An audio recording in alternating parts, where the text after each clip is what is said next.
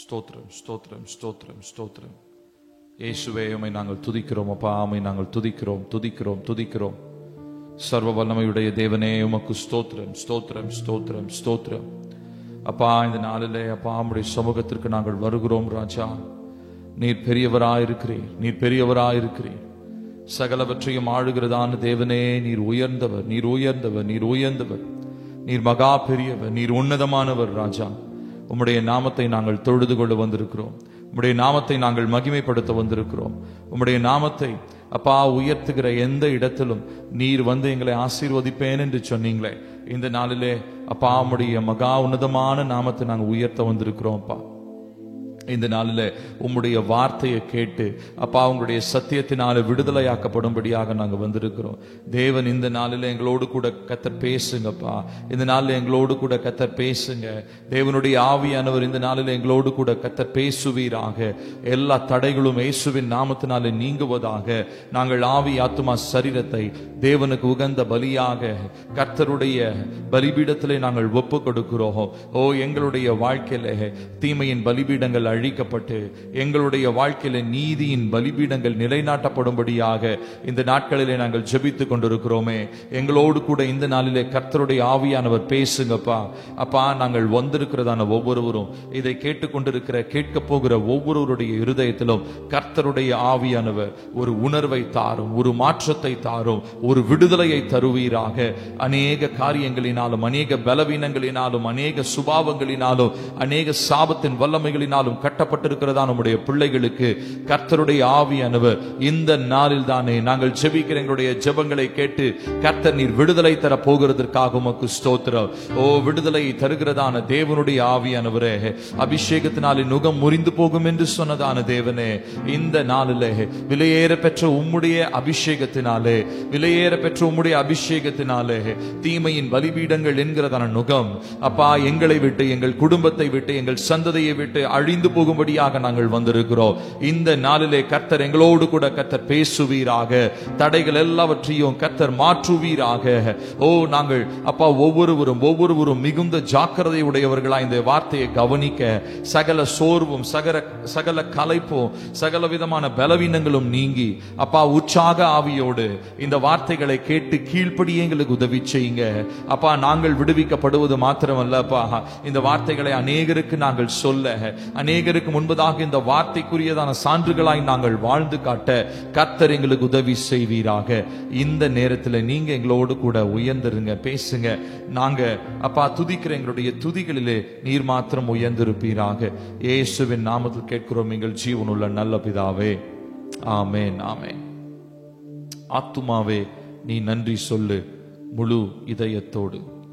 கர்த்தர் செய்த நன்மைகளை ஒரு நாளும் மறவாதே. சேர்ந்து பாட போகிறோம்.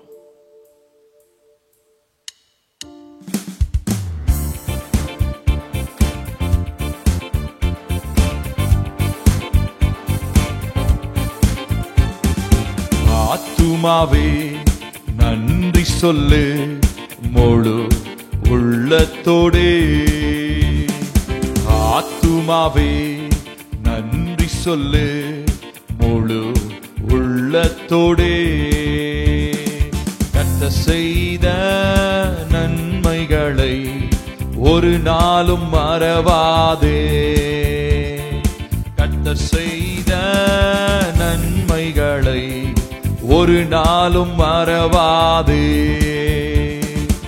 ஆத்துமாவே நன்றி சொல்லு முழு உள்ளத்தோடே.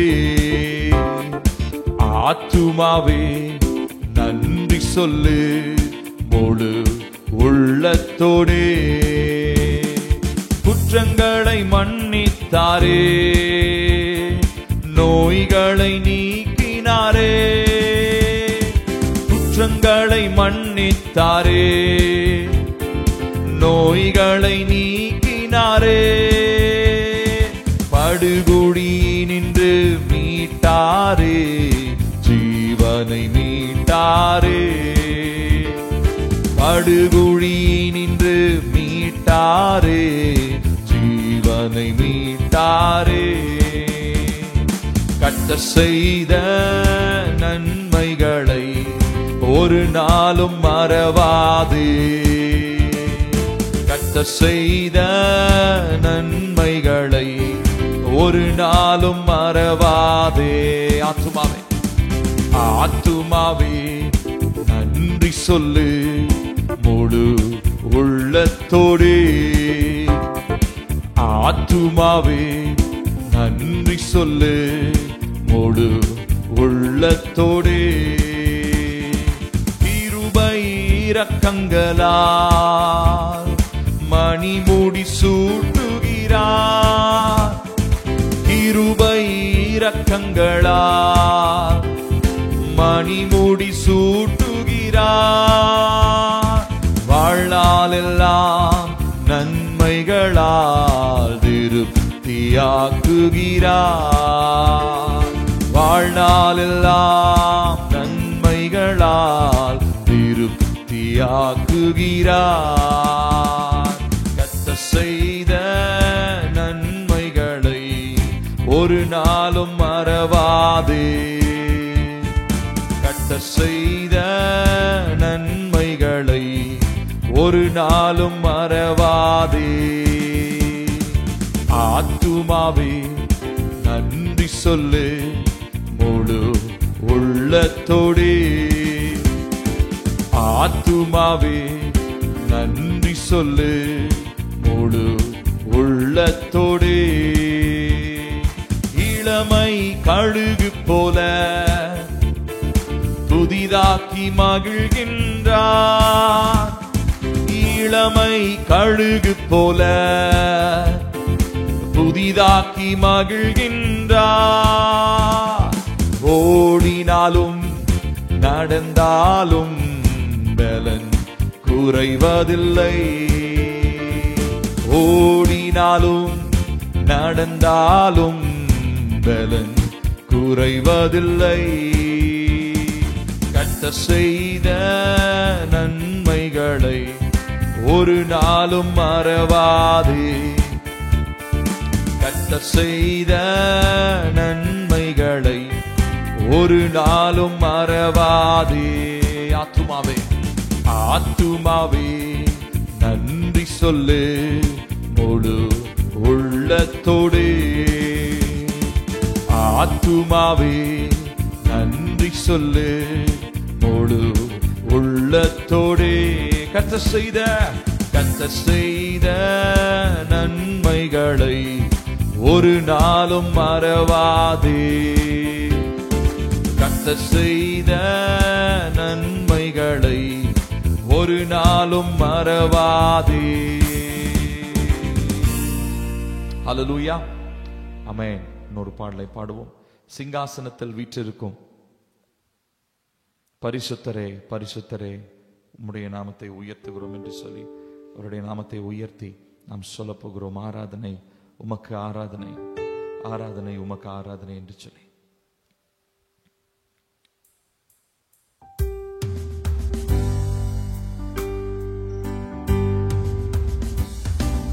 சிங்காசனத்தில் வீற்றிருக்கும் பரிசுத்தரே பரிசுத்தரே. சிங்காசனத்தில் வீற்றிருக்கும் பரிசுத்தரே பரிசுத்தரே. ஆராதனை உமக்கு, ஆராதனை ஆராதனை உமக்கு, ஆராதனை ஆராதனை உமக்கு, ஆராதனை ஆராதனை உமக்கு, ஆராதனை. கேருபீன்கள் சேராபீன்கள் போற்றிடும் எங்கள் பரிசுத்தரே. கேருபீன்கள் சேராபீன்கள் போற்றிடும் எங்கள் பரிசுத்தரே. ஆராதனை உமக்கு, ஆராதனை ஆராதனை உமக்கு, ஆராதனை ஆராதனை உமக்கு, ஆராதனை ஆராதனை உமக்கு, ஆராதனை. ஏழு குத்து விளக்கின் மத்தியிலே உலாவிடும் எங்கள் பரிசுத்தரே. ஏழு குத்து விளக்கின் மத்தியிலே உலாவிடும் எங்கள் பரிசுத்தரே. சேர்ந்து சொல்லும் ஆராதனை உமக்கு, ஆராதனை ஆராதனை உமக்கு, ஆராதனை ஆராதனை உமக்கு, ஆராதனை ஆராதனை உமக்கு, ஆராதனை. ஆதியும் அந்தமும் மானவரே, அல்பா ஒமேகாவும் மானவரே. சொல்லுமா ஆதியும் அந்தமும், அல்பா ஒமேகா ஒமேகாவும் மானவரே. ஆராதனை உமக்கு, ஆராதனை ஆராதனை உமக்கு, இயேசுவுக்கே ஆராதனை உமக்கு, ஆராதனை ஆராதனை உமக்கு, ஆராதனை. இருபுறமும் கருக்குள்ள பட்டயத்தை கரங்களில் உடையவரே. இருபுறமும் கருக்குள்ள பட்டயத்தை கரங்களில் உடையவரே. ஆராதனை உமக்கு, ஆராதனை ஆராதனை உமக்கு, ஆராதனை ஆராதனை உமக்கு, ஆராதனை ஆராதனை உமக்கு, ஆராதனை. அக்னி ஜுவாலை போன்ற கண்களையும் வெண்கல பாதங்களை உடையவரே. அக்னி ஜுவாலை போன்ற வெண்கல பாதங்களை உடையவரே. ஆராதனை உமக்கு, ஆராதனை ஆராதனை உமக்கு, ஆராதனை ஆராதனை உமக்கு, ஆராதனை ஆராதனை உமக்கு, ஆராதனை. பரிசுத்தமும் சத்தியமும் தாவீதின் திறவுகோலை உடையவரே. பரிசுத்தமும் சத்தியமும் தாவீதின் திறவுகோலை உடையவரே. ஆராதனை உமக்கு, ஆராதனை ஆராதனை உமக்கு, ஆராதனை ஆராதனை உமக்கு, ஆராதனை ஆராதனை உமக்கு, ஆராதனை. சிங்காசனத்தில் வீற்றிருக்கும் பரிசுத்தரே, பரிசுத்தரே. சிங்காசனத்தில் வீற்றிருக்கும் பரிசுத்தரே, பரிசுத்தரே. ஆராதனை உமக்கு, ஆராதனை ஆராதனை உமக்கு, ஆராதனை ஆராதனை உமக்கு, ஆராதனை ஆராதனை உமக்கு, ஆராதனை.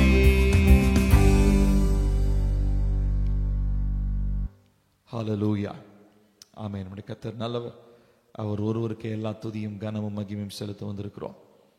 சரி, இந்த நாளிலே தேவனுடைய வார்த்தைக்கு நேராக நாம் போவோம்.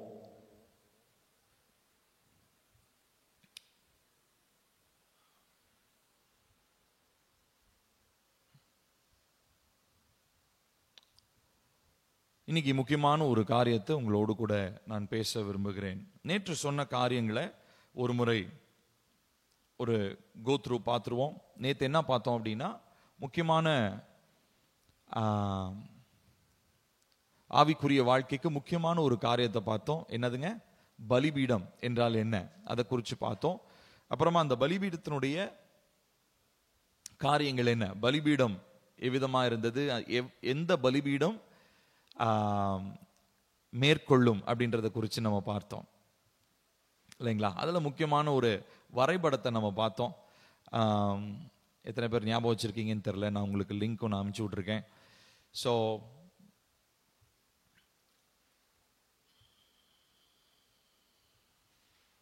இதில் நம்ம பார்த்தோம். ஸோ இந்த மனிதர்கள் இவங்களை ஆளுகை செய்வது, ஆவியின் மண்டலத்திலிருந்தும் ஆளுகை செய்யப்படுகிறார்கள். அடுத்ததாக பிசிக்கல் ரெல்ம்ல இருந்தும் பூமி மண்டலத்திலிருந்தும் ஆளுகை செய்யப்படுகிறார்கள். அதே போல இன்னொரு முக்கியமான ஒரு சத்தியத்தை மறந்துவிடக்கூடாது. பூமி மண்டலத்தில் எந்த ஒரு காரியமும் நிறைவேற வேண்டும் என்றும் சொன்னாலும் அது என்ன ஆகணும், முதலாவது ஆவி மண்டலத்தில் அதற்கான கட்டளை பிறப்பிக்கப்பட வேண்டும். ஆவி மண்டலத்தில் எந்த ஒரு கட்டளையும் நிறைவேற்றப்படாமல் பூமி மண்டலத்தில் அது நிறைவேறுவது இல்லை. இதை நம்ம எல்லாருமே தேவ பிள்ளைகளாய் தெரிந்திருக்க வேண்டிய ஒரு காரியம். அடுத்ததான் என்ன சொன்னோம், இந்த ஆவி மண்டலத்தை குறித்து 2 பிரிவா நம்ம பிரிக்கிறோம். ஒன்று வெளிச்சத்தின் ராஜ்யம், பரலோக ராஜ்யம். இன்னொன்று இருளின் ராஜ்யம், அது நரகத்தை குறிக்கிறதா, பிசாசும் அவனுக்கு சேர்ந்ததான காரியங்களையும் குறிக்கிறதா இருக்கிறது. அப்புறம் எபேசியர் 6:12 படி 4 விதமான ஹையரார்கி, அதாவது பிசாசு 4 விதங்களாக தன்னை வகுத்து கொண்டு இந்த பூமியை அவன் தந்திரமாக, ஞானமாக இல்லை தந்திரமாக அவன் என்ன பண்ணி கொண்டிருக்கிறான், இந்த பூமியை அவன் ஆளுகை செய்து கொண்டிருக்கிறான். ஸோ அதிகாரங்கள், துரைத்தனங்கள், அப்புறம் இப்பிரபஞ்சத்து அந்தகார லோகாதிபதிகள், அப்புறம் வானமண்டலத்து பொல்லாத ஆவிகள் என்று சொல்லி 4 கேட்டகரியை நம்ம பிரிச்சோம். ஸோ இந்த ஒவ்வொரு கேட்டகரியும் என்னென்ன விதமான தாக்கங்களை இந்த பூமிக்குள்ளாக செய்து கொண்டிருக்கிறார்கள் என்பதை பார்த்தோம். அதுக்கப்புறமா பலிபீடங்கள், தீமையின் பலிபீடம், நீதியின் பலிபீடம். எந்த ஒரு இடத்துலையும் தீமையின் பலிபீடமும் நீதியின் பலிபீடமும் ஒன்றோடு ஒன்று எதிர்கொள்ளுகிறதோ அந்த இடத்துல என்ன நடக்குது, ஒரு வார்ஃபேர், ஒரு ஆவிக்குரிய போராட்டம் ஒன்று நடக்கிறது என்று சொல்லி பார்த்தோம். அதே போல ரட்சிக்கப்பட்டிருந்தாலும் பலிபீடங்கள் உடைக்கப்படல, தீமையின் பலிபீடங்கள் உடைக்கப்படலைன்னா, ரட்சிப்பை பெற்றிருந்தாலும் அந்த மனிதர் திரும்ப திரும்ப பாவங்களுக்கோ சாபங்களுக்கோ அடிமைப்பட்டவராக அவர் என்ன பண்ணிட்டே இருப்பார், அவர் அந்த கட்டிலே இருப்பார் அப்படின்றத குறித்து பார்த்தோம். இது எல்லாமே நேற்றைய தினத்திலே நாம் பார்த்ததான காரியங்கள் உங்களுக்கு புரிந்திருக்கும் என்று சொல்லி நான் நம்புகிறேன். இந்த நாளிலே நாம் பார்க்க போகிறதான இந்த காரியம் altars and the law of dominion. பலிபீடங்களும் ஆளுமை என்கிறதான சட்டமும், த லா ஆஃப் டொமினியன். பொதுவா இந்த ஆளுமை அப்படின்ற வார்த்தையை நம்ம எங்க பயன்படுத்துவோம் அப்படின்னா, அரசாங்கத்தை குறித்து சொல்லும் போது நம்ம சொல்லுவோம், இந்த அரசாங்கம் இந்திய தேசத்தை ஆளுகை செய்கிறது. அதுக்கப்புறமா தமிழ்நாடுன்னு எடுத்துக்கிட்டீங்கன்னா இந்த குறிப்பிட்ட கட்சி ஆளுகை. ஸோ ஆளுகைன்னா என்ன அர்த்தம், அவங்களுக்கு எல்லா விதமான அதிகாரமும் இருக்கிறது. எந்த ஒரு காரியத்தை மாற்றவும் கவிழ்த்து போடவும், எந்த ஒரு காரியத்தை தலைகளாக மாற்றலாம், எந்த ஒரு காரியத்தையும் உடைச்சு போடலாம், எந்த ஒரு காரியத்தையும் புதுசாகவும் என்ன பண்ணலாம், அவங்களால கட்ட முடியும். ஸோ அவங்களுக்குன்னு ஒரு செட் ஆஃப் ரூல்ஸ், ஒரு சில சட்டத்திட்டங்கள், ஒரு சில சட்டங்களின் அடிப்படையில் மாற்றவோ கவிழ்க்கவோ அவங்க கட்டவோ இடிக்கவோ எல்லா அதிகாரமும் அவர்களுக்கு இருக்கிறது. அதை தான் நம்ம என்னன்னு சொல்லுவோம், ஆளுமை அப்படின்னு சொல்றோம். இப்போ தேவ பிள்ளைகளுக்கு கர்த்தர் ஒரு சில ஆளுகை எல்லாம் கொடுத்திருக்கிறார். முதல்ல ஒரு வசனத்தை நம்ம வாசிப்போம், எடுத்து வாசிப்போம். சங்கீதம் 115வது அதிகாரம் 16வது வசனம்.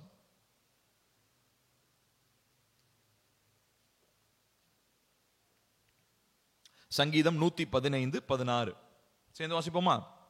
வானங்கள் கர்த்தருடையவைகள், பூமியையோ மனுபுத்திரருக்கு கொடுத்தார். இப்ப நல்லா கவனிக்கணும் போதும். வானங்கள் கர்த்தருடையவைகள், பூமியையோ மனுபுத்திரருக்கு அவர் கொடுத்தார். இப்போ இந்த ஆதாம் என்கிறதான இந்த முதல் மனிதனை, ஆதாம் ஏவாள் என்கிறதான இந்த ஃபர்ஸ்ட் ஹியூமன் ரேஸ், முதல் மனிதனுடைய அந்த துவக்கம், அங்கிருந்து ஆரம்பிக்கும் போதே தேவன் அவங்களுக்கு ஆளுமையை பற்றி ரொம்ப தெளிவாகவே சொல்றார். டொமினியன், ஹேவ் டொமினியன், இந்த காரியங்களுக்கு மேல உங்களுக்கு ஆளுகை செலுத்துவதற்கு நான் அதிகாரம் கொடுக்கிறேன் அப்படின்னு சொல்லி தேவன் அவங்களுக்கு அதிகாரம் கொடுக்கிறத நம்ம பார்க்கிறோம். ஆதியாகமத்திலிருந்தே அந்த அதிகாரத்தை தேவன் மனுஷனுக்கு அவர் கொடுத்தார். இப்போ இந்த பூமியை உருவாக்கி, இந்த நல்லா கவனிக்கணும், இதுதான் பேசிக்கான அடிப்படை. இதை வைத்துதான் பலிபீடங்கள்னா என்னன்றதை நம்ம பார்க்க போகிறோம். கவனிங்க. இப்போ இந்த பூமியை உருவாக்கி அந்த பூமியிலே தன்னுடைய சாயலாய், இல்லையா? தேவன் என்ன பண்ணாரு? மனுஷனை யாருடைய சாயலா படைச்சாரு? தன்னுடைய சாயலா படைச்சாரு, இல்லைங்களா? சோ தன்னுடைய சாயலாக அவர் என்ன பண்றாருன்னா, அவனுக்கு ஒரு உருவத்தை கொடுத்து, அவனுக்கு ஆதாம் என்று சொல்லி பெயர் வைத்து, அவனுக்கு ஒரு துணைவியை ஏற்படுத்தி, அந்த துணைவிக்கு ஏவாள் என்று சொல்லி பெயர் வைத்து, இப்படி அவர்கள் மூலமாக இந்த ப்ராசஸ், என்ன ப்ராசஸ்? டொமினியன், ஆளுகை செய்கிறதான ஒரு ப்ராசஸ தேவன் அப்படிதான் ஆரம்பிச்சார். இப்போ நல்லா கவனிச்சு பாத்தீங்கன்னா, இவங்களை கர்த்தர் என்ன பண்றாரு அப்படின்னு சொல்லி சொன்னா, இந்த பார்க்கக்கூடிய பூமி மண்டலம், 2 மண்டலம் சொன்ன இல்லைங்களா? ஆவி மண்டலம், பூமி மண்டலம். இப்போ இந்த பூமி மண்டலத்திலே நடமாடி இதை ஆளுகை செய்கிற விதமாக தான் தேவன் யாரை உருவாக்கினார்? ஆதாமையும் ஏவாளையும் உருவாக்கினார். நல்லா கவனிக்கணும். இப்போ பூமியை உருவாக்கும் போது பூமியை ஒரு தனி, ஒரு என்ன சொல்றது, ஒரு தனித்து இயங்கக்கூடிய விதத்துல, இண்டிபெண்டா தேவன் பூமியை உருவாக்கவில்லை. என்னது? பூமி தானா தானே இயங்கிட்டு இருக்குன்னு நீங்க யோசிக்கலாம். இது நீங்க பிசிக்கலா பாத்தீங்கன்னா பூமி தானா இயங்கி கொண்டிருக்கிறது. ஆனால் ஆவிக்குரிய ரீதியில, ஆவி மண்டலத்தினுடைய பெர்ஸ்பெக்டிவ், ஸ்பிரிச்சுவல் ரெல்முடைய பெர்ஸ்பெக்டிவ்ல நீங்க பாத்தீங்கன்னா, பூமியை எப்படி உண்டாக்கினார் அப்படின்னா, பூமியை பரலோக ராஜ்யத்தினுடைய ஒரு காலனைசேஷன், காலனியா பாக்குறார். காலனின்னா என்ன அர்த்தம்? இப்போ நமக்கு வரலாறுல படிச்சிருந்தோம்னு தெரியும். இப்போ ஆங்கிலேயர்கள் என்ன பண்ணாங்க? இந்தியாவை என்ன பண்ணாங்க? ஒரு குறிப்பிட்ட நாட்கள்ல முற்றுகையிட்டாங்க. முற்றுகையிட்டு இந்தியாவை அவங்க எங்கெங்கெல்லாம், ஆங்கிலேயர்கள் தான் ரொம்ப அந்த காலத்துல பயங்கர படைபலம் படைச்சவங்க, இல்லைங்களா? அவங்க போற இடத்துல எல்லாம் அந்த எந்த தேசத்தை பிடிச்சாங்களோ, உதாரணத்துக்கு நம்ம இந்திய தேசத்தை பிடிச்சாங்க. இந்திய தேசத்தை பிடிச்சு இந்தியாவை என்னவா பண்ணாங்க? அவங்களுடைய காலனியா மாத்துறாங்க. காலனினா என்ன அர்த்தம்? அவங்களுடைய ராஜ்யம் வேற ஒரு இடத்துல இருக்கும். அவங்க தான், அதாவது இங்கிலாந்துல அவங்க உட்காந்துக்கிட்டு இருந்தாங்க. அங்க இருந்து அவங்களுடைய ஆளுகையை கொண்டு வந்து எங்க செலுத்த முடியும் அவங்களால? இங்க இந்திய தேசத்துல எவ்வளவு தூரம், இதுக்கும் அதுக்கும் ஆயிரக்கணக்கான கிலோமீட்டர். ஊரு வேற, மக்கள் வேற, கலாச்சாரம் வேற, எல்லாமே வேற வேற. ஆனா அங்கிருந்து கொண்டு அந்த காலனின்ற ஐடியா என்னது? அதாவது அவங்களுடைய எக்ஸ்டென்ஷன். இப்ப இங்கிலாந்து தேசத்துல இருக்கிற ஒருத்தர் என்ன பண்ணலாம்? பாஸ்போர்ட்டே எடுக்காம இங்கிலாந்துல இருந்து டைரக்டா இந்தியாவுக்கு வரலாம். ஏன்னா இந்தியான்றது யாருடைய கட்டுப்பாட்டுல இருந்துச்சு? ஆங்கிலேயர்களுடைய கட்டுப்பாட்டுல இருந்துச்சு. புரியுதுங்களா? சோ இந்த மாதிரி எங்கெங்கெல்லாம் போனாங்களோ அதெல்லாம் என்ன பண்ணாங்க? தங்களுடைய காலனியாக மாற்றி கொண்டார்கள். இப்பதான் நம்ம ஊர்ல காலனின்னா என்ன சொல்றதுங்க, இந்த ஜாதி அடிப்படையா காலனி மக்கள் இல்ல காலனி அப்படின்ற, அப்ப காலனி எல்லாம் நம்ம ஊர்ல அப்படி வச்சுக்கிறோம், அப்படிலாம் கிடையாது. சரிங்களா? காலனினா ரொம்ப என்ன சொல்றதுங்க, இந்த ஜாதி அடிப்படையில் இவங்களை கீழ் ஜாதி மேல் ஜாதின்னு பிரிக்கிறதுக்காக அந்த வார்த்தையை பயன்படுத்துறாங்க. அது ரொம்ப தவறான ஒரு பழக்க வழக்கம். அந்த வார்த்தையை நம்ம என்ன பண்ணக்கூடாது? பயன்படுத்தக்கூடாது. காலனினா என்ன அர்த்தம்? பரலோக ராஜ்யத்திற்குரிய ஒரு எக்ஸ்டென்ஷன். அதுதான் என்னது? பூமி. இதுதான் ஆவி மண்டலத்துல ஆவி ரீதியாக பார்க்கக்கூடியதான ஒரு காரியமாக இருக்கிறது.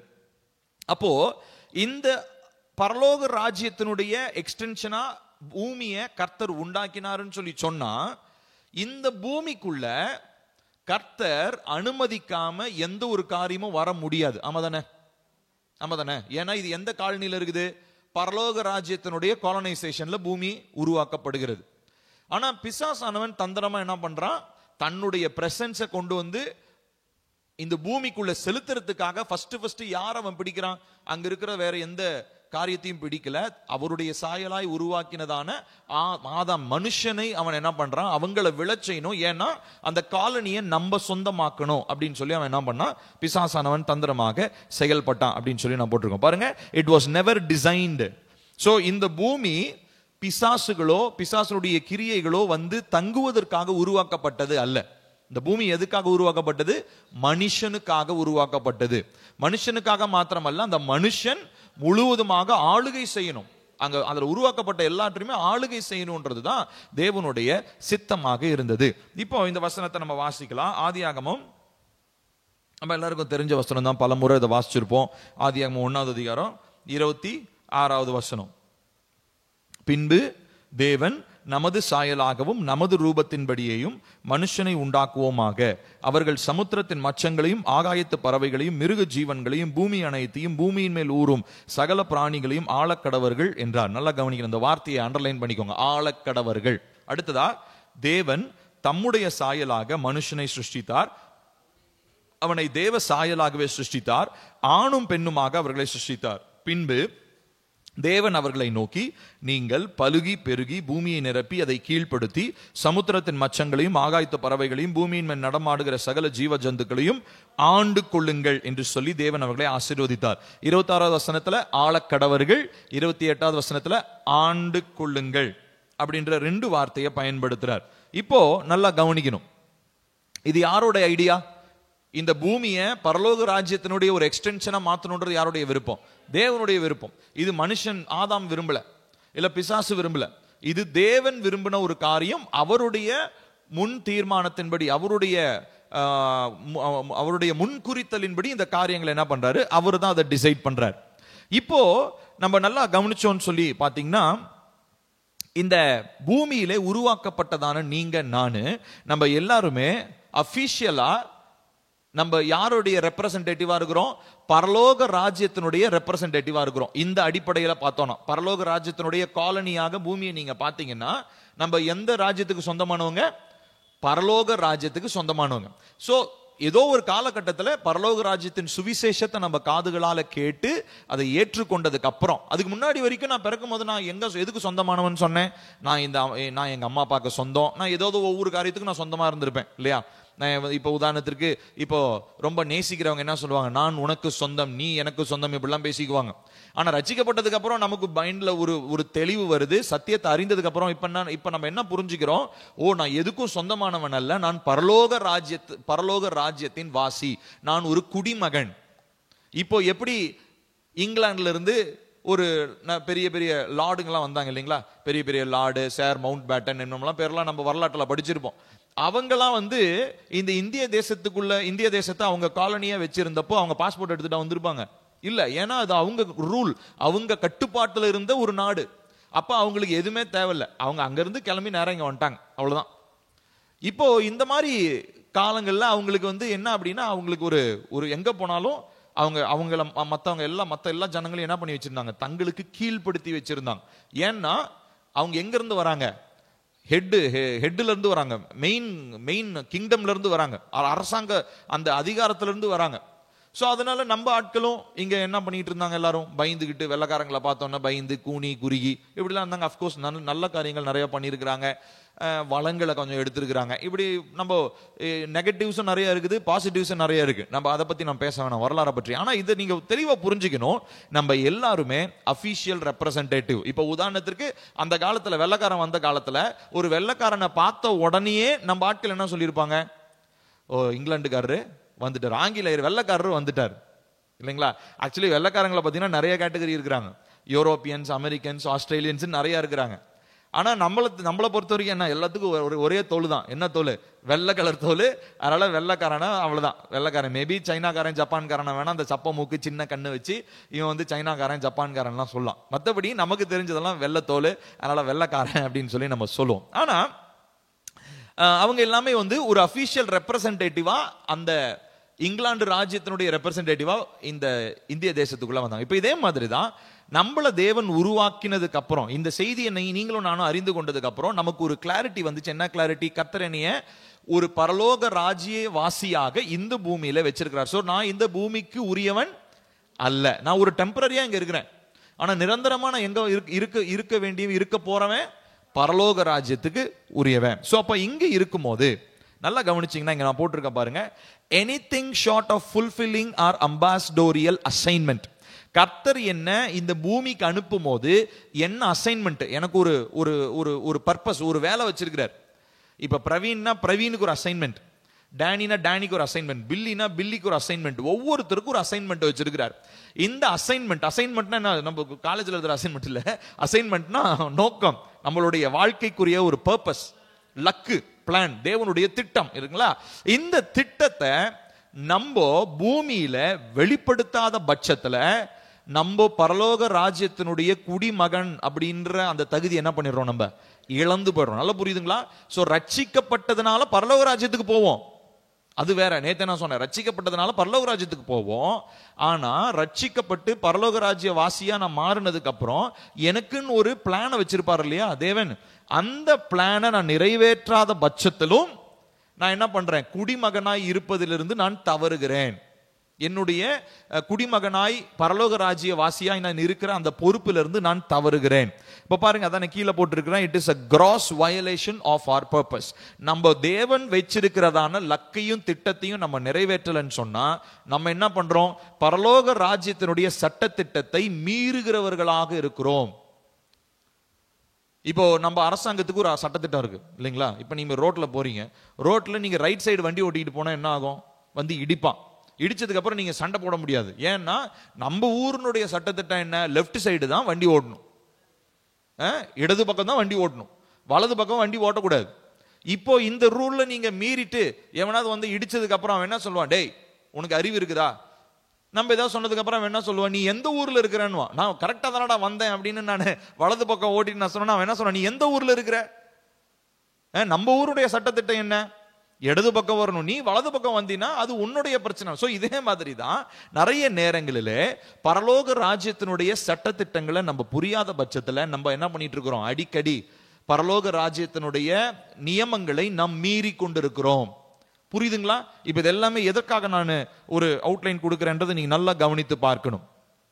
இப்போ இந்த 27வது வசனத்துல வாசிச்சோம், அவங்களை ஆணும் பெண்ணுமாக சிருஷ்டித்தார். அடுத்து 28வது வசனத்துல வாசிச்சோம், அவங்கள பார்த்து சகல காரியங்கள், 4 முக்கியமான காரியங்களை சொல்றாரு, அதை பார்க்க போறோம். சொல்லிட்டு அதை நீங்கள் ஆண்டு கொள்ளுங்கள் அப்படின்னு சொல்றாரு.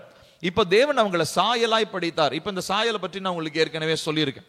தேவனுடைய சாயல் எக்ஸாக்டா நம்மள மாதிரி கை காலு அந்த அமைப்பு கிடையாது. நான் போட்டிருக்கேன் பாருங்க, இமேஜ் அப்படின்னா என்னன்னா காட்ஸ் ஸ்பிரிச்சுவல் எசன்ஸ். அப்படின்னா என்ன அர்த்தம்?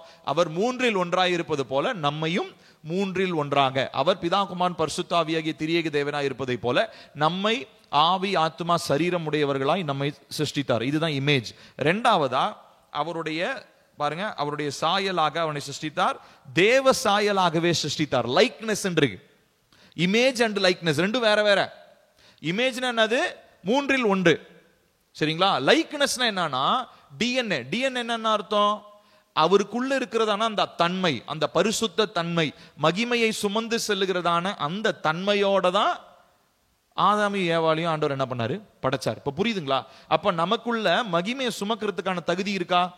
இருக்குது. எப்போ அதை நம்ம பெற்றுக்கொள்றோம்? ரட்சிக்கப்பட்டு இயேசுவின் ரத்தத்தினால மீட்கப்பட்டு பரிசுத்த ஆவியானவரால் நிரப்பப்படும் பொழுது நம்மளுடைய அந்த லைக்னஸ் இருக்கு இல்லையா? லைக்னஸ் என்னது? அந்த சாயல். அந்த சாயல் அது என்னவா மாறுது? நம்ம டிஎன்ஏ, நம்மளுடைய சுபாவம் மாறி தேவனுடைய சுபாவம் நம்மிடத்திலே உருவாகிறது. அதனாலதான் நம்ம என்ன பண்ணப்படுறோம்? மகிமையின் மேல் மகிமை அடைந்து நம்ம என்ன பண்றோம்? அந்த நம்ம சொல்றோம் இல்லைங்களா? அது நம்முடைய தன்மை மாற்றப்படுகிறது, நம்முடைய சுபாவங்கள் மாற்றப்படுகிறது. அப்ப பரிசுத்த ஆவியானவர் வரும்பொழுது நம்ம இடத்துல ஒரு ஹோலி நேச்சர், பரிசுத்த சுபாவம் என்று உருவாக ஆரம்பிக்கிறது. ஏன் பரிசுத்தம்ன்றத சொல்றாரு? ஏன்னா பரிசுத்தம்ன்றது தான் தேவனுடைய டிஎன்ஏ. இப்ப அந்த லைக்னஸ், அந்த சாயல்ல தான் தேவன் யாரை உருவாக்கணும்னு விரும்புறாரு? இந்த பூமியில இந்த காலனி, ஹெவன்லி எக்ஸ்டென்ஷன், பரலோக ராஜ்யத்தினுடைய எக்ஸ்டென்ஷனா இருக்கிற இந்த பூமியில வாழ்றதான உங்களையும் என்னையும் பரிசுத்த ஹோலி டிஎன்ஏ, பரிசுத்த அந்த பரிசுத்த சாயல் உடையவர்களாக, பரிசுத்த அமைப்புடையவர்களாக, நம்முடைய ரத்தத்திலேயே பரிசுத்தம் இருக்கணும்னு சொல்லி தேவன் என்ன பண்றாரு? விரும்புறாரு. இதற்காக தான் உதவியா நமக்கு யாரை கொடுத்திருக்கிறாரு? பரிசுத்த ஆவியானவர் நமக்கு அவரு கொடுத்திருக்கிறார். சோ அப்போ இது நமக்கு தெளிவா ஒண்ணு புரிஞ்சிருக்குது. இந்த மனுஷனோட உலகத்துல வேற எந்த ஒரு ஜீவன், உருவாக்கப்பட்ட எந்த ஜீவனும் மனுஷனோட என்ன பண்ண முடியாது? போட்டி போட முடியாது. மனுஷன் யூனிக். தேவன் உருவாக்கின எல்லா காரியங்களிலும் human, mankind is the pinnacle of glory. மகிமையினுடைய உச்சத்தில் இருக்கிறவன் யாரு? மனுஷன். ஏன்னா தேவனுடைய சாயலாக அவன் படைக்கப்பட்டான் அப்படின்னு சொல்லி பார்த்தோம். அப்ப படைச்சிட்டு ஆண்டவர் என்ன பண்றாரு? அவனுக்கு ஒரு ஆளுமையை கொடுக்கிறார். கிஃப்ட் ஆஃப் டொமினியன் நான் சொன்னேன். இப்போ இந்த கிஃப்ட் ஆஃப் டொமினியன் இது இப்பதான் முக்கியமானது. இப்ப இதுதான் இந்த டொமினியன் செய்யறது எப்படி? இப்ப இந்த ஆளுகையை நான் எப்படி செய்ய முடியும்? நல்லா கவனிங்க, இங்கதான் வந்து கொஞ்சம் ஒரு ட்விஸ்ட் வரப்போகுது. இந்த ஆளுகை செய்வது எப்படி? இப்போ நான் சொன்னேன், இந்த பூமி மண்டலம் எய்தர் ஆவி மண்டலத்திலிருந்து இம்பாக்ட் பண்ணதான். சோ ஆவி மண்டலத்துல 2 காரியம் சொன்னேன். ஒன்னு, வெளிச்சத்தின் ராஜ்யத்திலிருந்து ஒரு இம்பாக்ட் வரணும், இல்லனா இருளின் ராஜ்யத்திலிருந்து ஒரு இம்பாக்ட் வரணும். இந்த 2 இம்பாக்ட் இல்ல, இந்த 2 தாக்கங்கள் இல்லாம பூமியில தனித்து ஒரு மனிதனால் என்ன பண்ண முடியாது? எந்த ஒரு காரியத்தையும் செய்ய முடியாது. அவனுக்கு வில் பவர் இருக்கலாம், சுயமா ஒரு காரியத்தை செய்யலாம். ஆனா for anything to come to pass, ஒரு காரியம் நிறைவேறி முடியணும் அப்படின்னா அதுக்கான ஃபர்ஸ்ட் டெசிஷன் எங்க ஏற்படுத்தப்பட்டிருக்கணும்?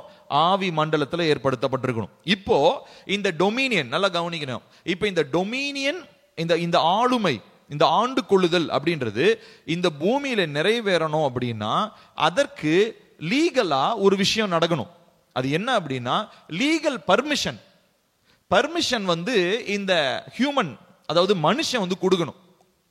அந்த பெர்மிஷன் கொடுக்கிறதுக்கான ப்ராசஸ்க்கு உதவி செய்வது தான் என்ன தெரியுங்களா? பலிபீடம். நான் சொல்றது புரியுதுங்களா? நான் திரும்ப சொல்றேன் பாருங்க, கொஞ்சம் வெளியே தோர்த்துங்க. இப்போ நல்லா கவனிங்க. கர்த்தர் நமக்கு ஆளுகையை கொடுத்திருக்கிறார், சரிங்களா? கர்த்தர் நமக்கு ஆளுகையை கொடுத்திருக்கிறார். இப்போ இந்த ஆளுகையில வரக்கூடியது ஒண்ணு ஆவி மண்டலத்திலிருந்து வர்றதான பரலோக ராஜ்யத்திலிருந்து வருகிற தாக்கங்களா இருக்கலாம், இல்ல இங்க இருந்து இருளின் ராஜ்யத்திலிருந்து வர்ற தாக்கங்களா இருக்கலாம். இப்போ இது ரெண்டுமே உள்ள வரணும்னா, ஏன்னா ஆண்டு கொள்ளுகிற சக்தி தான் ஆண்டவர் யாருக்கு கொடுத்துட்டாரு? மனுஷனுக்கு கொடுத்துட்டாரு. இப்ப அவரா வந்து ஃபோர்ஸ்ஃபுல்லா என்ன பண்ண முடியாது உங்க வாழ்க்கையில செயல்பட. ஏங்க, தேவன் வந்து கட்டாயப்படுத்தி உங்க வாழ்க்கைக்குள்ள நுழைய முடியாது. நான் சொல்றது புரியுதா? உங்க யாராவது உங்களை ஆண்டவர் கட்டாயப்படுத்தினாரா? இல்ல. நம்ம என்ன பண்ணோம்னா நம்ம விருப்பப்பட்டோம், நம்ம விரும்பணும், நம்ம சுயமாக ஒரு தீர்மானம் எடுத்து தேவனுக்கு விட்டு கொடுத்தோம். இப்ப நம்ம தீர்மானம் எடுக்கிறோம் பாத்தீங்களா? அந்த தீர்மானம் எடுக்கிறதே எதனுடைய அடிப்படையில தான்? பலிபீடத்தின் அடிப்படையில தான். சோ ஆவி இங்க பரலோக ராஜ்யத்திலிருந்து ஒரு விஷயம் நிறைவேறணும்னா ஒரு ஆல்டர் இல்லாம டொமினியன் இங்க செய்ய முடியாது. இங்க இருளின் ராஜ்யத்திலிருந்து ஒரு தாக்கம் உள்ள வரணும்னா அதுக்கும் ஒரு பலிபீடம் இல்லாம என்ன பண்ண முடியாது? இங்க ஆளுகை செய்ய முடியாது. அப்ப ஆக மொத்தம் நமக்கு ஆளுமை கொடுக்கிற சக்தியை தேவன் கொடுத்துட்டாரு. இப்போ நம்ம தனித்து ஆளுகை செய்யணும்னு பார்த்தா முடியாது. ஏன்னா நம்மளுடைய நேச்சர், சுபாவம் என்னவா மாறிடுச்சு? பாவ சுபாவமா மாறிடுச்சு. இப்ப நம்ம இந்த உலகத்தை நானே பார்த்துக்கிறேன், ஆண்டவரே நீங்கெல்லாம் இந்த உலகத்தெல்லாம் பார்த்துக்க வேணாம், எங்க கையில ஆண்டுகள்னு கொடுத்துட்டீங்கல்ல, நாங்களே பார்த்துக்கிறோம் அப்படின்னு சொல்லி அப்படி ஆரம்பிச்சதுதான் இன்னைக்கு இந்த உலகம் இந்த நிலைமையில வந்து குட்டி செவரா கிடக்குது. ஏன்னா பாவ சுபாவத்தினால மனிதன் என்ன பண்றான்? இந்த பூமியை ஆளுகை செய்யும்படி நினைக்கிறான். ஆனா தேவன் என்ன பண்றாருன்னா, எனக்கு லீகல் பர்மிஷன் கொடுத்தினா நான் வந்து உனக்குள்ள ஆளுகை செய்து இந்த பூமிக்குள்ள நான் ஆளுகை செய்வேன்னு சொல்றாரு. இப்ப இந்த லீகல் பெர்மிஷன் தேவனுக்கு நம்ம எப்படி கொடுக்க முடியும்னா ஒரு பலிபீடத்தின் மூலமா தான் கொடுக்க முடியும். புரியுதுங்களா? சோ டொமினியன், ஆளுகைன்னு ஒண்ணு நடக்கணும் அப்படின்னா நம்ம சுயமா பண்ணோம்னா அது தோல்வியில முடியும். ஆனா தேவன் வந்து ஆளுகை செய்யணும்னு நினைச்சோம்னா அதுக்கு கட்டாயமா என்ன தேவை? பலிபீடம் என்பது அவசியம். சொல்றது புரியுதுங்களா? நாங்க போட்டிருக்கோம் பாருங்க. இந்த பலிபீடம் அப்படின்றது இதை வந்து எபிரேய வார்த்தையில மம்லாக்கா என்கிறதான வார்த்தை பயன்படுத்தப்பட்டிருக்கிறது. அப்படின்னா என்ன அர்த்தம்?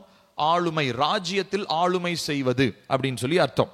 இந்த ராஜ்யத்துல நான் இன்னும் கொஞ்சம் தெளிவா எக்ஸ்பிளைன் பண்றேன். ஒருவேளை இப்போ உங்களுக்கு புரியலன்னா நான் அடுத்தடுத்து நான் பேச போறதுல நல்லா தெளிவா புரியும். இப்போ இந்த ஆளுமையில 4 விதமான காரியங்களை தேவன் வந்து கற்றுக் கொடுக்கிறார். 4 முக்கியமான தூண்கள். நல்லா கவனிக்கணும். 4 முக்கியமான தூண்கள். அதுல முதல் தூண் 28வது வசனத்துல வாசிப்போம். நீங்கள் பலுகி பெருகி. இதுதான் முதல் தூண். பீயிங் ஃப்ரூட்ஃபுல், பலுகி பெருகிறது. இது ஒரு முதலாவது தூண். இரண்டாவது தூண் பூமியை நிரப்பி. அப்படின்னா என்ன அர்த்தம்? மல்டிப்ளை. 1 2 இல்ல, நிறைய மல்டிப்ளை ஆகுங்க. அடிஷன் கிடையாது, மல்டிப்ளிகேஷன்ல பெருகுங்க அப்படின்றார். அடுத்து மூன்றாவதாக அதை கீழ்ப்படுத்தி, subdue the earth, பூமியை நீங்க கீழ்ப்படுத்தி. அடுத்து என்ன சொல்றாரு? சமுத்திரத்தின் மச்சங்களையும் ஆகாயத்து பறவைகளையும் பூமியின் சகல ஜீவ ஜந்துக்களையும் ஆண்டு கொள்ளுங்கள். மூணாவதா போட்டிருக்கோம் filling or replenishing the earth. So 4 முக்கியமான காரியங்களை ஆளுமைக்குள்ள கர்த்தர் வச்சிருக்கிறார். என்னது? பலுகி பெருகி, பூமியை நிரப்பி, அதை கீழ்ப்படுத்தி, சகல காரியங்களையும் ஆண்டு கொள்ளுங்கள். இப்ப 4 தூண்கள். இப்போ இது என்னத்துக்கான தூண் தெரியுங்களா? நல்லா கவனிக்கணும்.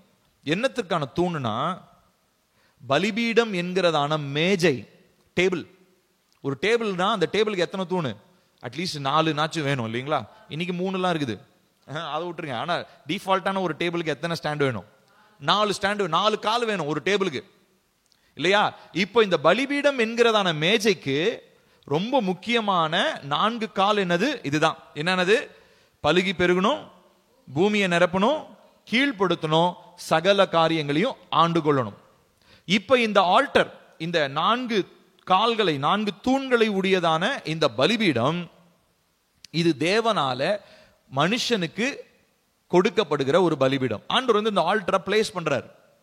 ஒரு ஒரு ஒரு என்ன சொல்றது, ஒரு ஆப்ஷனா வைக்கிறார். ஆண்டவர் வந்து நீ இதுதான் செய்யணும்னு சொல்லல. ஆண்டு கொள்ளட்டும், அவங்க ஆண்டு கொள்ளட்டும். Let them. ஆங்கிலத்தில் அழகான அந்த வார்த்தை லெட் தெம்னா என்ன அர்த்தம்? அவங்க செய்யட்டும். அப்படின்னா என்ன அர்த்தம்? நான் அதில் தலையிட மாட்டேன். நான் சொல்றது புரியுதா? தேவன் வந்துங்க ஒரு நாளும் நம்மளுடைய விஷயத்துல தலையிட மாட்டார். அவர் வந்து தலையிடணும்னா நம்ம அவருக்கு லீகலா ஒரு பர்மிஷனை கொடுக்கணும். அந்த லீகலான பர்மிஷனுக்கு பேரு தான் என்னது? பலிபீடம். பலிபீடம்ன்ற ஒரு விஷயத்தின் மூலமா தான், பலிபீடம்ன்ற ஒரு இடத்தின் மூலமா தான் தேவனுக்கு நம்ம லீகலா என்ன பண்றோம்? ஒரு பர்மிஷன் கொடுக்கிறோம். என்ன பர்மிஷன்? ஆண்டவரே நீங்க வந்து காரியங்களை நிறைவேற்றுங்க அப்படின்னு சொல்லி. புரியுதுங்களா? அப்போ இந்த ஆவி மண்டலத்திற்கும் பூமி மண்டலத்திற்கும், ஏற்கனவே நேற்றைய தினத்தில் அந்த ஃபர்ஸ்ட் பிக்சர் மறந்துடாதீங்க. இந்த பக்கம் மனுஷங்களா இருந்தாங்க இல்லைங்களா, அந்த பிக்சரை மறந்துடாதீங்க. ஆவி மண்டலத்திற்கும் பூமி மண்டலத்திற்கும் நடுவில் இருக்கிற இன்டர்ஃபேஸ்னா இதையும் இணைப்பது என்ன தெரியுங்களா? பலிபீடம். புரியுதா? சோ அப்போ ஆல்டர் இல்லாம ஆவி மண்டலத்தில் இருக்கிற ஒண்ணு பூமி மண்டலத்திற்குள்ள வர முடியாது. திரும்ப சொல்றேன், நல்லா கவனிங்க. பலிபீடம் இல்லாம ஆவி மண்டலத்தில் நடக்கிற ஒரு காரியம் பூமி மண்டலத்திற்குள்ளாக வர முடியாது. ஒன்னு நீதியின் பலிபீடத்தின் மூலமா பரலோக ராஜ்யத்தினுடைய சட்டத்திட்டங்கள் நிறைவேறும். இல்லைன்னா தீமையின் பலிபீடத்தின் மூலமா பிசாசனுடைய சட்டத்திட்டங்கள் பூமியில நிறைவேறும். இது ரெண்டு தான் இந்த பூமியில நடைபெறும். இப்ப பாருங்க, இந்த இந்த ஆளுகையை கர்த்தர் கொடுக்கும் போது என்ன நடக்குது பாருங்க. இந்த ஸ்பிரிச்சுவல் கனெக்ஷன் என்னது? இந்த ஆல்டருக்கும் இந்த டொமினியனுக்கும் என்ன சம்பந்தம் அப்படின்னா, நான் அதை போட்டிருக்கேன் பாருங்களேன். இதை கர்த்தர் என்ன பண்றாருன்னா, ஒரு மாற்ற முடியாத ஒரு சட்டமாக தேவன் ஃபர்ஸ்டே, அது வந்து என்ன சொல்றது, எழுதப்படாத சட்டம்னு சொல்லுவாங்க பாத்தீங்களா, இது வந்து உலகளாவிய சட்டம்னு சொல்லலாம். என்ன சட்டம்? எவ்ரிதிங். அதாவது இந்த பூமி மண்டலத்துல ஒரு விஷயம் நடக்கணும்னா அது ஆவி மண்டலத்திலிருந்து அனுமதிக்கப்பட்டால் ஒழிய பூமி மண்டலத்திற்குள்ள வர முடியாது. அதே மாதிரி ஆவி மண்டலத்திலிருந்து வரணும்னாலும் அதற்கு மையமாக இணைக்கிற பாலமாக இருக்கக்கூடிய பலிபீடம் என்பது அவசியம். சோ பலிபீடம் இல்லாம ஆவி மண்டலத்திலிருந்து ஒரு காரியம் பூமி மண்டலத்திற்குள்ள வர முடியாது. சரிங்களா? வாய்ப்பே கிடையாது. அப்போ நான் இங்க போட்டிருக்கிறேன் பாருங்க, ஒவ்வொரு பரலோக ராஜ்யத்திலிருந்து ஒரு தேவதூதன் வந்து உங்களுக்கு உதவி செய்யணும்னாலும் அதற்கு ஒரு பலிபீடம் கட்டி எழுப்பப்பட்டிருக்க வேண்டும். அதே மாதிரி பிசாசுடைய ராஜ்யத்திலிருந்து ஒரு பிசாசுடைய கிரியை உங்க வாழ்க்கைக்குள்ள வரணும்னு சொல்லி சொன்னா அதற்கு ஒரு தீமையின் பலிபீடம் ஒன்று கட்டப்பட்டிருக்க வேண்டும். இந்த பலிபீடங்கள் இல்லாம ஹெவன்லி இன்டர்வென்ஷனோ ஹெல்லோட இன்டர்வென்ஷனோ நம்முடைய வாழ்க்கைக்குள்ள வர முடியாது. புரியுதா? இப்போ நம்ம அம்மா அப்பா முற்பிதாக்கள் எல்லாம் என்ன பண்ணிட்டாங்கன்னா, தெரிந்தோ தெரியாமலோ நீதியின் பலிபீடத்தை விட தீமையான பலிபீடங்கள் என்ன பண்ணிட்டாங்க, அவங்க கட்டிட்டாங்க. பலிபீடம்னா வெறும் கல்லை வச்சு கட்டுறது மாத்திரம் இல்லை, அவங்க செஞ்ச தீமையான செயல், பலி, அவங்களுடைய தவறான வாழ்க்கை முறை, விக்கிரக ஆராதனை, அவங்களுடைய எக்கச்சக்க பாவங்கள் எல்லாமே ஆவி மண்டலத்தில் அது எப்படி மாறிடுச்சு? ஒரு தீமையின் பலிபீடமா மாறிடுச்சு. தீமையின் பலிபீடமா மாறினதுனால ஆவி மண்டலத்துல பிசாசனுடைய இருளின் ராஜ்யத்திலிருந்து இருக்கக்கூடியதான அசுத்த ஆவிகள் அந்த பலிபீடத்தின் மூலமாக நம்முடைய வாழ்க்கைக்குள்ள என்ன ஆயிடுச்சு? நுழைஞ்சிருச்சு. புரியுதுங்களா? இப்ப நம்ம வாழ்க்கைக்குள்ள எப்படி பிசாசனுடைய தாக்கங்கள் வந்ததுன்னு புரிஞ்சுதா? ஏன்னா நம்மளுடைய அம்மா அப்பா அறிந்தோ அறியாமலோ தீமையின் பலிபீடங்களை என்ன பண்ணிட்டாங்க, அவங்க கட்ட ஆரம்பிச்சிட்டாங்க. அவங்களுடைய வாழ்க்கை முறை, அவங்க பாவங்கள், அவங்களுடைய செயல்கள் எல்லாம் தீமையின் பலிபீடங்களை கட்டிடுச்சு.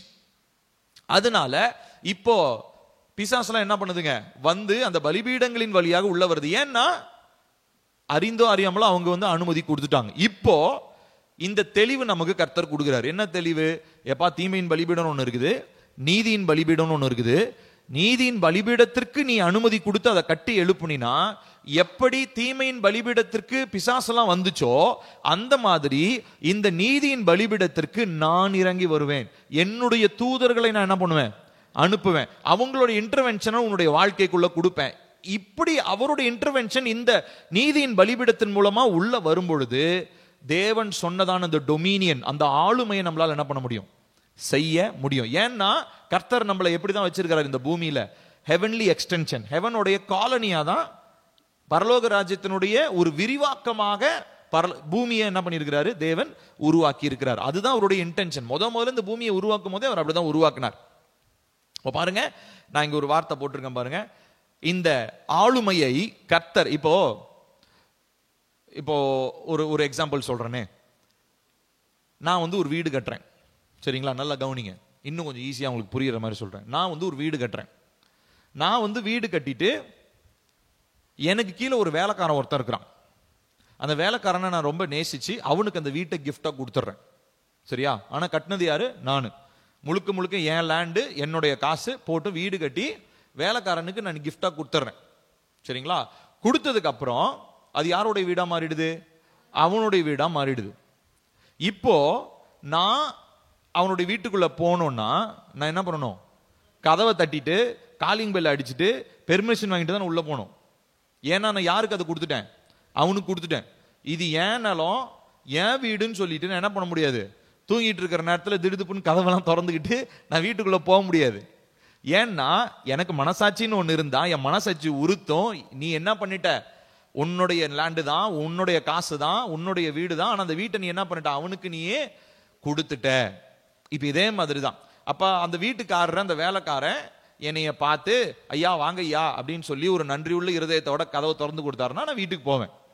இப்ப இதே மாதிரி தான் கர்த்தர் இந்த பூமியை உருவாக்கிட்டு நம்ம கண்ட்ரோல்ல விட்டுட்டார். ஆனா நம்ம என்ன பண்ணணும்னா, எவர் உருவாக்கினாரோ, எவர் இந்த ஆளுமை எல்லாவற்றையும் நேர்த்தியா இயங்கணும்னு உருவாக்கினாரோ, யார் இந்த அதிகாரங்களுக்கெல்லாம் தலைமையா இருக்கிறாரோ அவர் உள்ள வருவதற்கான அதிகாரத்தை நம்ம கொடுக்கணும். அந்த அதிகாரம் கொடுக்கறதுக்கு பேரு தான் என்னதுங்க? நீதியின் பலிபீடங்களை கட்டி எழுப்புதல். புரியுதுங்களா? சோ அப்போ நம்மளுடைய வாழ்க்கையில நீதியின் பலிபீடங்களை நம்ம கட்டி எழுப்ப வேண்டியது அவசியமாக இருக்கிறது. சோ அதுதான் போட்டிருக்கேன் பாருங்க. அவர் என்ன பண்ணிட்டாரு? தன்னை இந்த பூமி மண்டலத்திலிருந்து அவர் தன்னை வேறுபடுத்திக் கொண்டார். ஏன்னா மனுஷன் இன்வைட் பண்ணாம நான் என்ன பண்ண மாட்டேன், அவன் வாழ்க்கைக்குள்ள போக மாட்டேன்.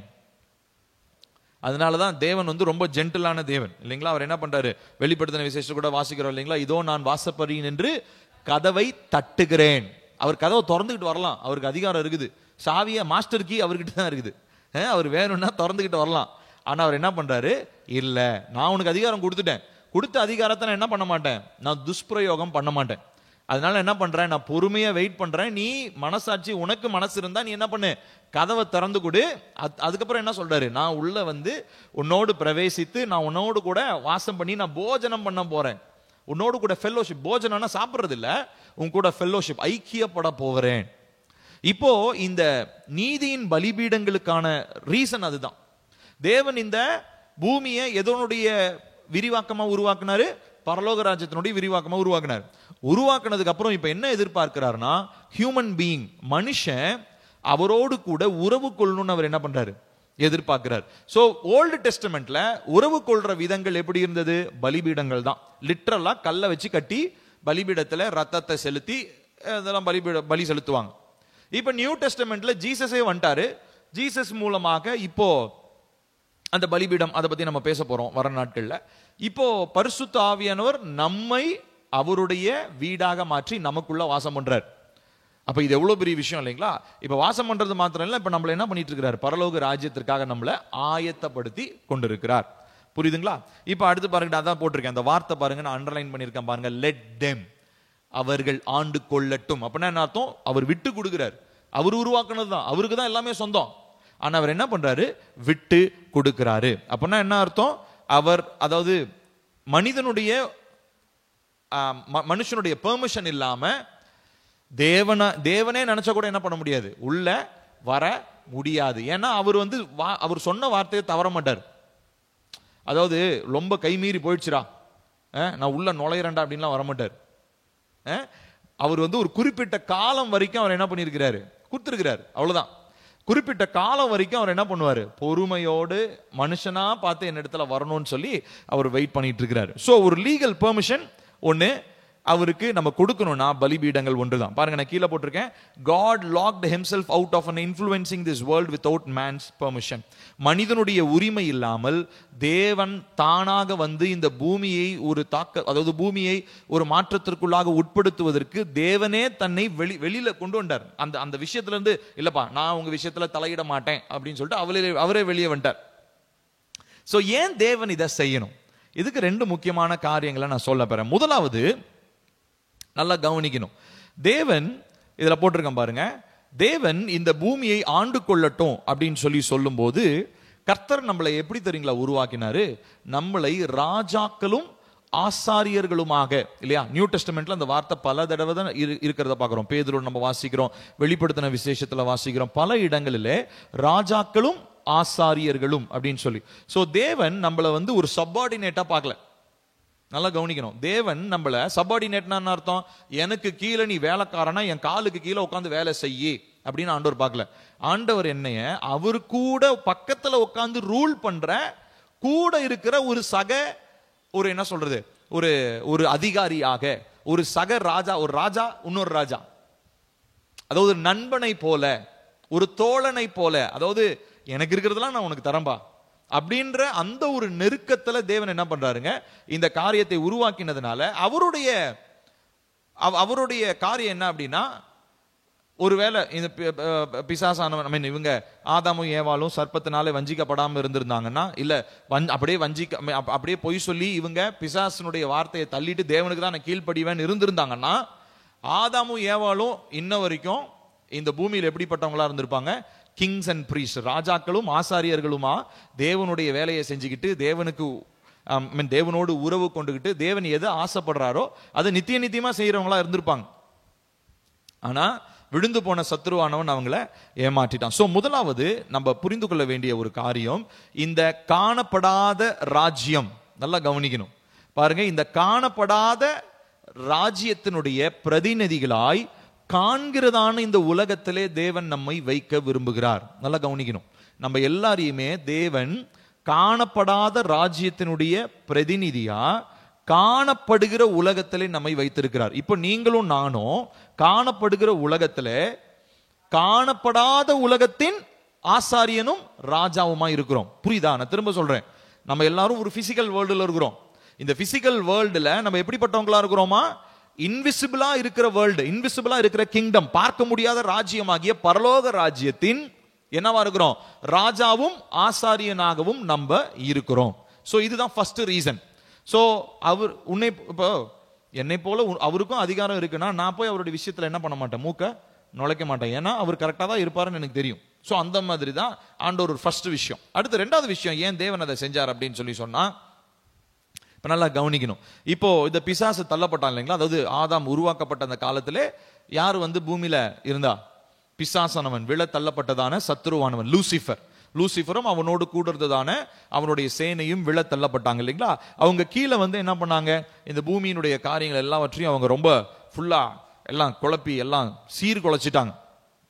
அப்போ இவர் என்ன பண்றாரு அப்படின்னு சொன்னா பாருங்க, நான் கீழே போட்டிருக்கிறேன், அவர் தன்னுடைய தெய்வீக வழிநடத்தலின்படி, அவருடைய தெய்வீக ப்ராவிடன்ஸ், டிவைன் ப்ராவிடன்ஸ் படி என்ன பண்றாருன்னா, இந்த உலகத்தை விட்டு, நல்லா கவனிக்கணும், இந்த உலகத்தை விட்டு பிசாசு நீ வெளியே போ அப்படின்னு சொன்னா அவர் சொல்லியிருக்கலாம். ஆனா அவர் என்ன பண்றாருன்னா, ஹியூமன் பீயிங்க்கு அந்த ரைட்டை அவர் கொடுக்கிறார். என்ன ரைட்டு? அந்த தீமையான பலிபீடத்தை கட்டாம நீதியின் பலிபீடத்தை கட்டி எழுப்பி மாத்திரம் பரலோக ராஜ்யத்தினுடைய எக்ஸ்டென்ஷனை இங்க நிறைவேற்றுவதற்கான அதிகாரத்தை தேவன் யாருக்கு கொடுக்கிறாரு? மனிதனுக்கு கொடுக்கிறார். அது எங்க கொடுத்தாரு? அதுக்கு முன்னாடி ஓல்டு டெஸ்டமெண்ட்ல எல்லாருக்கும் கிடையாது, பூமியில இருக்கிற எல்லாருக்கும் கிடையாது. பூமியில இருக்கிற எல்லாருக்கும் அந்த காரியம் கிடையாது. அது யாருக்கு மாத்திரம் தான் இருந்துச்சுன்னா, ஓல்டு டெஸ்டமெண்ட்ல இஸ்ரவேல் மக்களுக்கு மட்டும் தான் இருந்துச்சு. ஆனா நியூ டெஸ்டமெண்ட்ல ஏசப்பா ஒரு வார்த்தையை சொன்னார். வாசிக்கலாமா? மத்தேயு 18வது அதிகாரம், மத்தேயு 18வது அதிகாரம் 18வது வசனம்.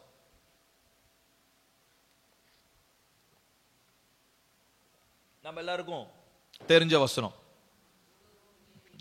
சேர்ந்து வாசிப்போம். பூலோகத்தில் நீங்கள் எவைகளை கட்டுவீர்களோ அவைகள் பரலோகத்திலும் கட்டப்பட்டிருக்கும், பூலோகத்திலே நீங்கள் எவைகளை கட்டவிழ்ப்பீர்களோ அவைகள் பரலோகத்திலும் கட்டவிழ்க்கப்பட்டிருக்கும் என்று மெய்யாகவே உங்களுக்கு சொல்லுகிறேன். இப்போ பரலோகத்துல ஒண்ணு கட்டப்படணும்னா அது முதல்ல எங்க கட்டப்படணும்? நான் சொல்றது புரியுதுங்களா? அதாவது நான் சொன்னேன், ஸ்பிரிட் ரெல்ம்ல ஒண்ணு நடக்காம பிசிக்கல் ரெல்ம்ல ஒண்ணு நடக்காதுன்னு சொன்னேன்.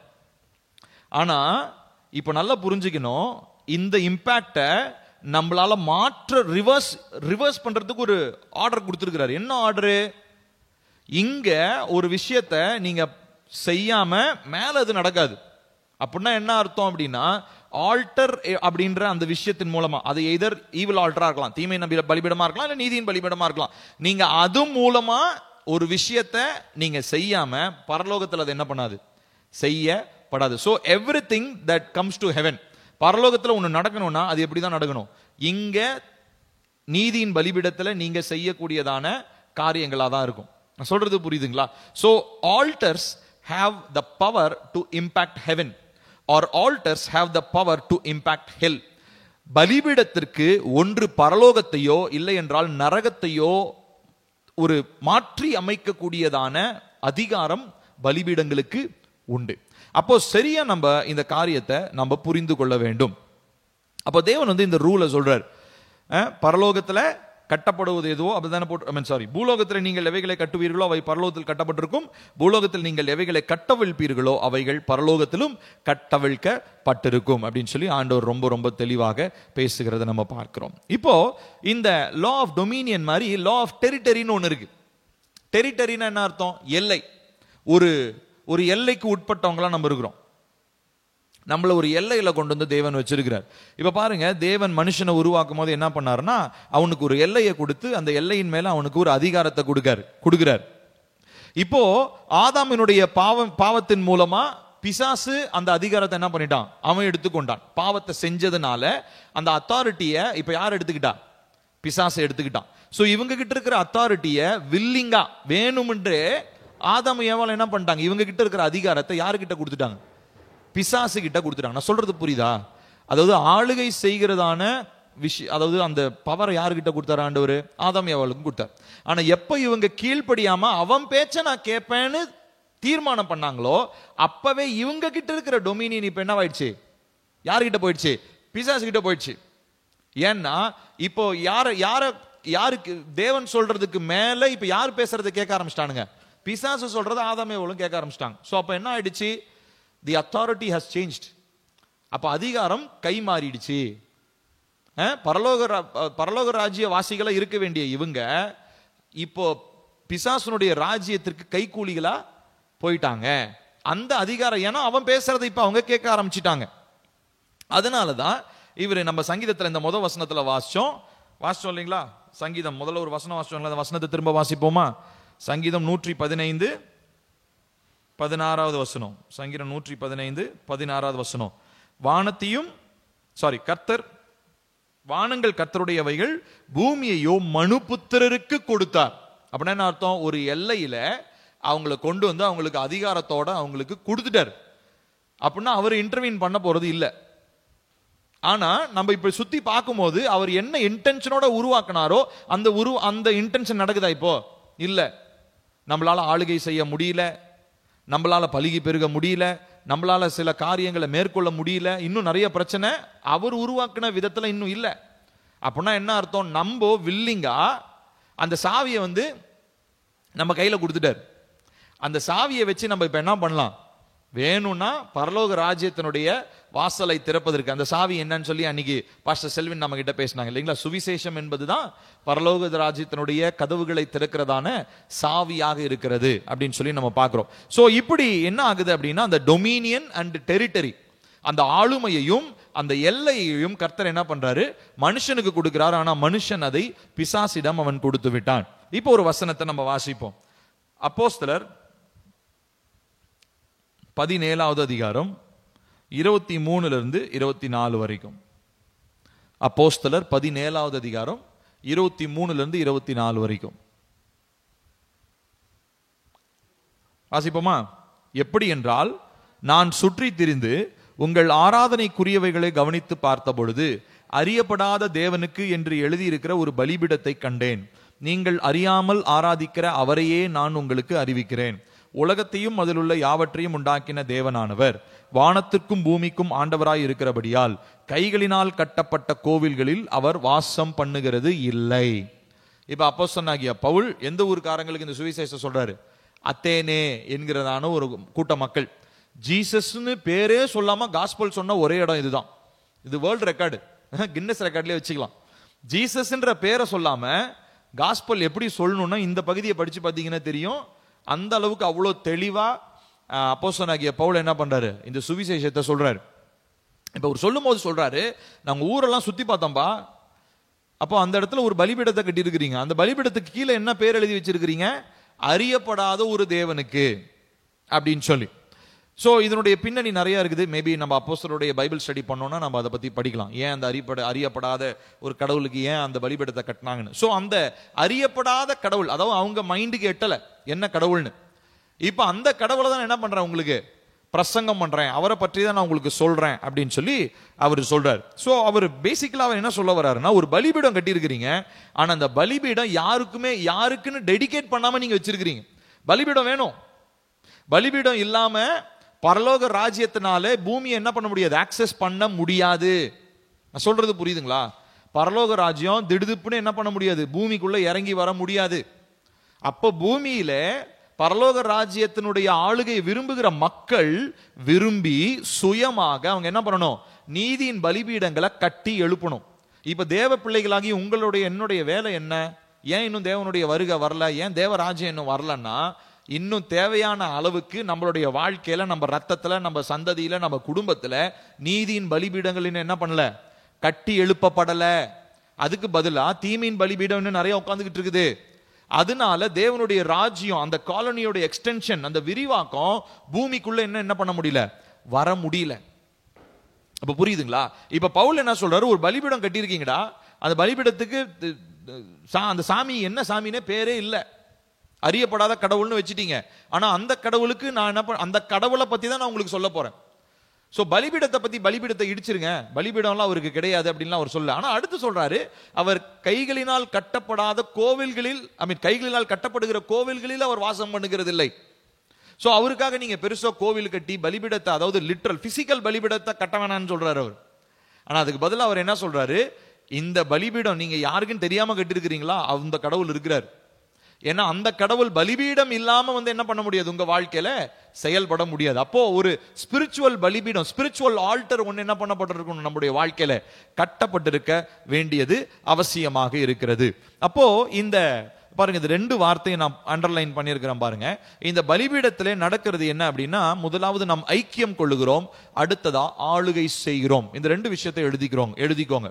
சோ நீதியின் பலிபீடங்களை நம்ம கட்டி எழுப்பும் போது ரெண்டு காரியம் நடக்குது. First, we have fellowship with heaven, பரலோகத்தோட நம்ம ஐக்கியம் கொள்றோம். இன்னொன்னு, பரலோகம் விரும்புகிற மாதிரி ஒரு டாமினேஷன், ஒரு ஆளுகையை நாம் ஏற்படுத்துகிறோம். ஐக்கியம் கொள்ளுகிறோம், ஆளுகை செய்கிறோம். இது ரெண்டு காரியத்தை எழுதிக்கோங்க. இப்போ பிசாசு பாத்தீங்கன்னா, நான் ஏற்கனவே சொல்லியிருக்கேன், பிசாசு ரொம்ப தந்திரமானவன். இப்போ இந்த மாதிரி டொமினியன் தியாலஜின்னு ஒன்று புதுசாக இருக்கு. நான் ஏற்கனவே நம்ம சர்ச்சில் அதை பற்றி நான் சும்மா சொல்லியிருக்கேன், ஒரு ஜஸ்ட் ரஃபா. டொமினியன் தியாலஜி அப்படின்னு ஒன்று இருக்கு.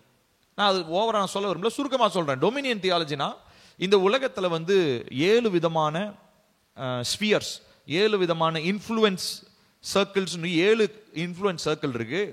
அதில் பார்த்தீங்கன்னா என்டர்டெயின்மெண்ட்டு, அப்புறம் மீடியா, அப்படி இப்படின்னு நிறைய இருக்குது, எஜுகேஷன், பாலிடிக்ஸு, இந்த மாதிரி நிறைய இருக்குது.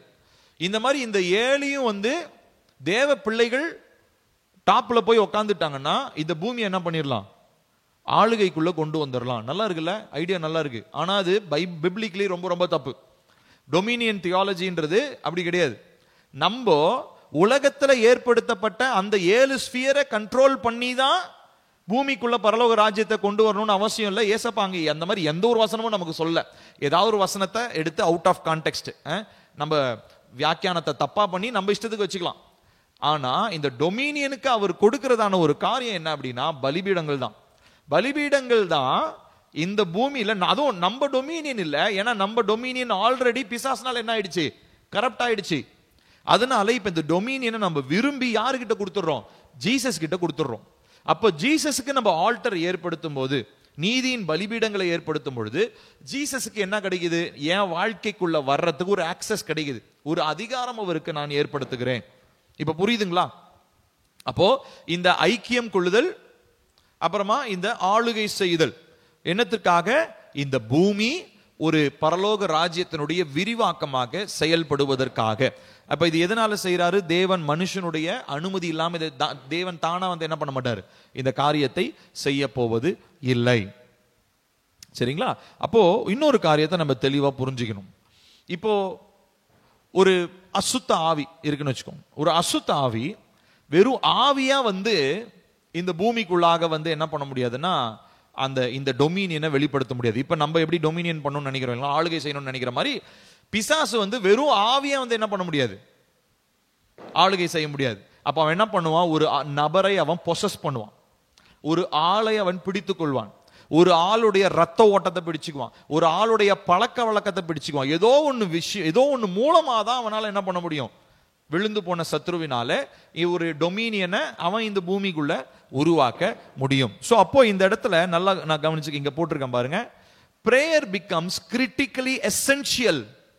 அப்போ இந்த இடத்துல ரொம்ப முக்கியமானது என்ன அப்படின்னா, இந்த நீதியின் பலிபீடங்களை கட்டுறதுக்கு ஜெபம் என்பது முக்கியமான திறவுகோலாக இருக்கிறது. நான் சொல்றது நல்லா புரிஞ்சுக்கோங்க. நீதியின் பலிபீடம் கட்டணும்னா பிரேயர் இல்லாம நம்மளால கட்ட முடியாது. திரும்ப சொல்றேன், நீதியின் பலிபீடம் கட்டப்படணும்னா ஜெபம் தான். சோ அப்ப ஜெபம்ன்றது என்னது? பேசிக்கலா நம்ம ஒவ்வொரு தடவையும் என்ன கட்டுறோம்? என்னத்தங்க கட்டுறோம்? பலிபீடத்தை கட்டுறோம். ஒவ்வொரு தாட்டியும் நீங்க கண்ணை மூடி ஜெபம் பண்றீங்க இல்லையா? ஒவ்வொரு தாட்டியும் கண்ணை மூடும் போது இயேசுவேன்னு சொல்லி நம்ம வானத்தை நோக்கி பார்க்கும் போது நம்ம என்ன பண்றோம் தெரியுங்களா? நம்ம ஒரு பலிபீடத்தை கட்டி எழுப்புகிறோம். என்னத்துக்கு பலிபீடத்தை கட்டி எழுப்புகிறோம்? ஏசப்பா இந்த மாதிரி இந்த ஆளுகை வருது, பிசாசுடைய ஆளுகை ஒரு பக்கம் வருது, மனுஷன் இந்த பக்கம் ஆளுகை செய்யறான். ஆனா இதெல்லாம் தாண்டி உங்களுடைய ஆளுகை என் வாழ்க்கையில நிறைவேறணும். அதுக்கு நான் இப்ப என்ன பண்றேன்? என் ஆவி ஆத்மா சரீரத்தை விட்டு கொடுத்து ஜெபத்துல என்னை நான் சமர்ப்பிக்கிறேன். அப்படின்னா என்ன அர்த்தம்? எனக்கு கண்ட்ரோல் இல்லை, நீங்க கண்ட்ரோல் எடுத்துக்கோங்க. நான் சொல்றது புரியுதா? அப்ப ஜெபம் பண்ணும்போது நம்ம என்ன பண்றோம்? ஒரு பலிபீடத்தை கட்டுறோம், ஒரு நீதியின் பலிபீடத்தை நம்ம கட்டுகிறோம். அப்ப தேவன் வந்து என்ன பண்ணுவாரு? நீதி உள்ள தேவன் அவர் இல்லையா? அப்ப நீதி உள்ளவரா அவர் நம்ம வாழ்க்கைக்குள்ள வந்து தலையிடணும்னா ஜெபம் இல்லாம வந்து அவரால் தலையிட முடியாது. So without prayer God will not interfere in your life. ஜெபம் இல்லாமல் தேவனால் உங்களுடைய வாழ்க்கைக்குள்ளாக வந்து தலையிட முடியாது. திரும்ப சொல்லுகிறேன், ஜெபம் இல்லாமல், ஜெபம் என்கிற பலிபீடம் இல்லாமல் தேவனால உங்களுடைய வாழ்க்கைக்குள்ள வந்து என்ன பண்ண முடியாது? தலையிட முடியாது. அப்போ இந்த லா ஆஃப் டொமினியன், இந்த ஆளுகை செய்வது என்னவா மாறிடுச்சு? இப்போ திடீர்னு மனுஷனுக்குரியதா மாறிடுச்சு. எப்படி மனுஷனுக்குரியதா மாறினுச்சு?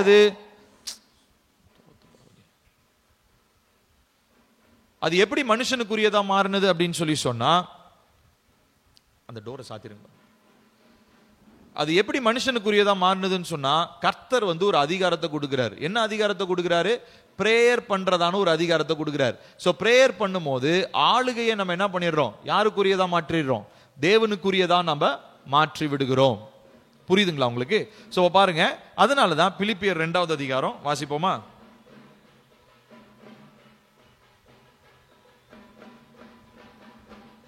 பிலிப்பியர் 2வது அதிகாரம் 5 8 வசனங்கள். பிலிப்பியர் 2வது அதிகாரம் 5 8 வசனங்கள் வாசிப்போமா? நம்ம எல்லாருக்கும் தெரிஞ்ச வசனம் தான். கிறிஸ்து இயேசுவில் இருந்த சிந்தையே உங்களிலும் இருக்க கடவது, அவர் தேவனுடைய ரூபமாயிருந்தும் தேவனுக்கு சமமாயிருப்பதை கொள்ளையாடின பொருளாக எண்ணாமல் தம்மை தாமே வெறுமையாக்கி அடிமையின் ரூபம் எடுத்து மனுஷர் சாயலானார். திரும்ப 8வது வசனம், அவர் மனுஷர் ரூபமாய் காணப்பட்டு மரண பரியந்தம், அதாவது சிலுவையின் மரண பரியந்தமும் கீழ்ப்படிந்தவராகி தம்மை தாமே தாழ்த்தினார். இப்ப நல்லா கவனிக்கணும். 7வது வசனத்துல பாருங்க, மனுஷர் சாயலானார். 8வது வசனம் பாருங்க, மனுஷர் ரூபமாய் காணப்பட்டு. இப்போ ஜீசஸ் இந்த பூமிக்கு வரும்போது எப்படி வந்தாரு? மனுஷனா வந்தார். மனுஷ சாயலா மாறினார்களாம், மனுஷ ரூபமா காணப்பட்டாராம். என்னத்துக்காக? ஏன்னா இப்ப இந்த அதிகாரத்தை யாருக்கு கொடுத்தாச்சு? ஜெபம்ன்ற அதிகாரத்தை மனுஷனுக்கு கொடுத்தாச்சு. இப்ப மனுஷனுக்கு இன்னும் இந்த ஜெபத்தை எப்படி செஞ்சு இந்த டொமினியனை வெளிப்படுத்துறது இன்னும் தெரியல. நான் சொல்றது நான் புரியுதுங்களா?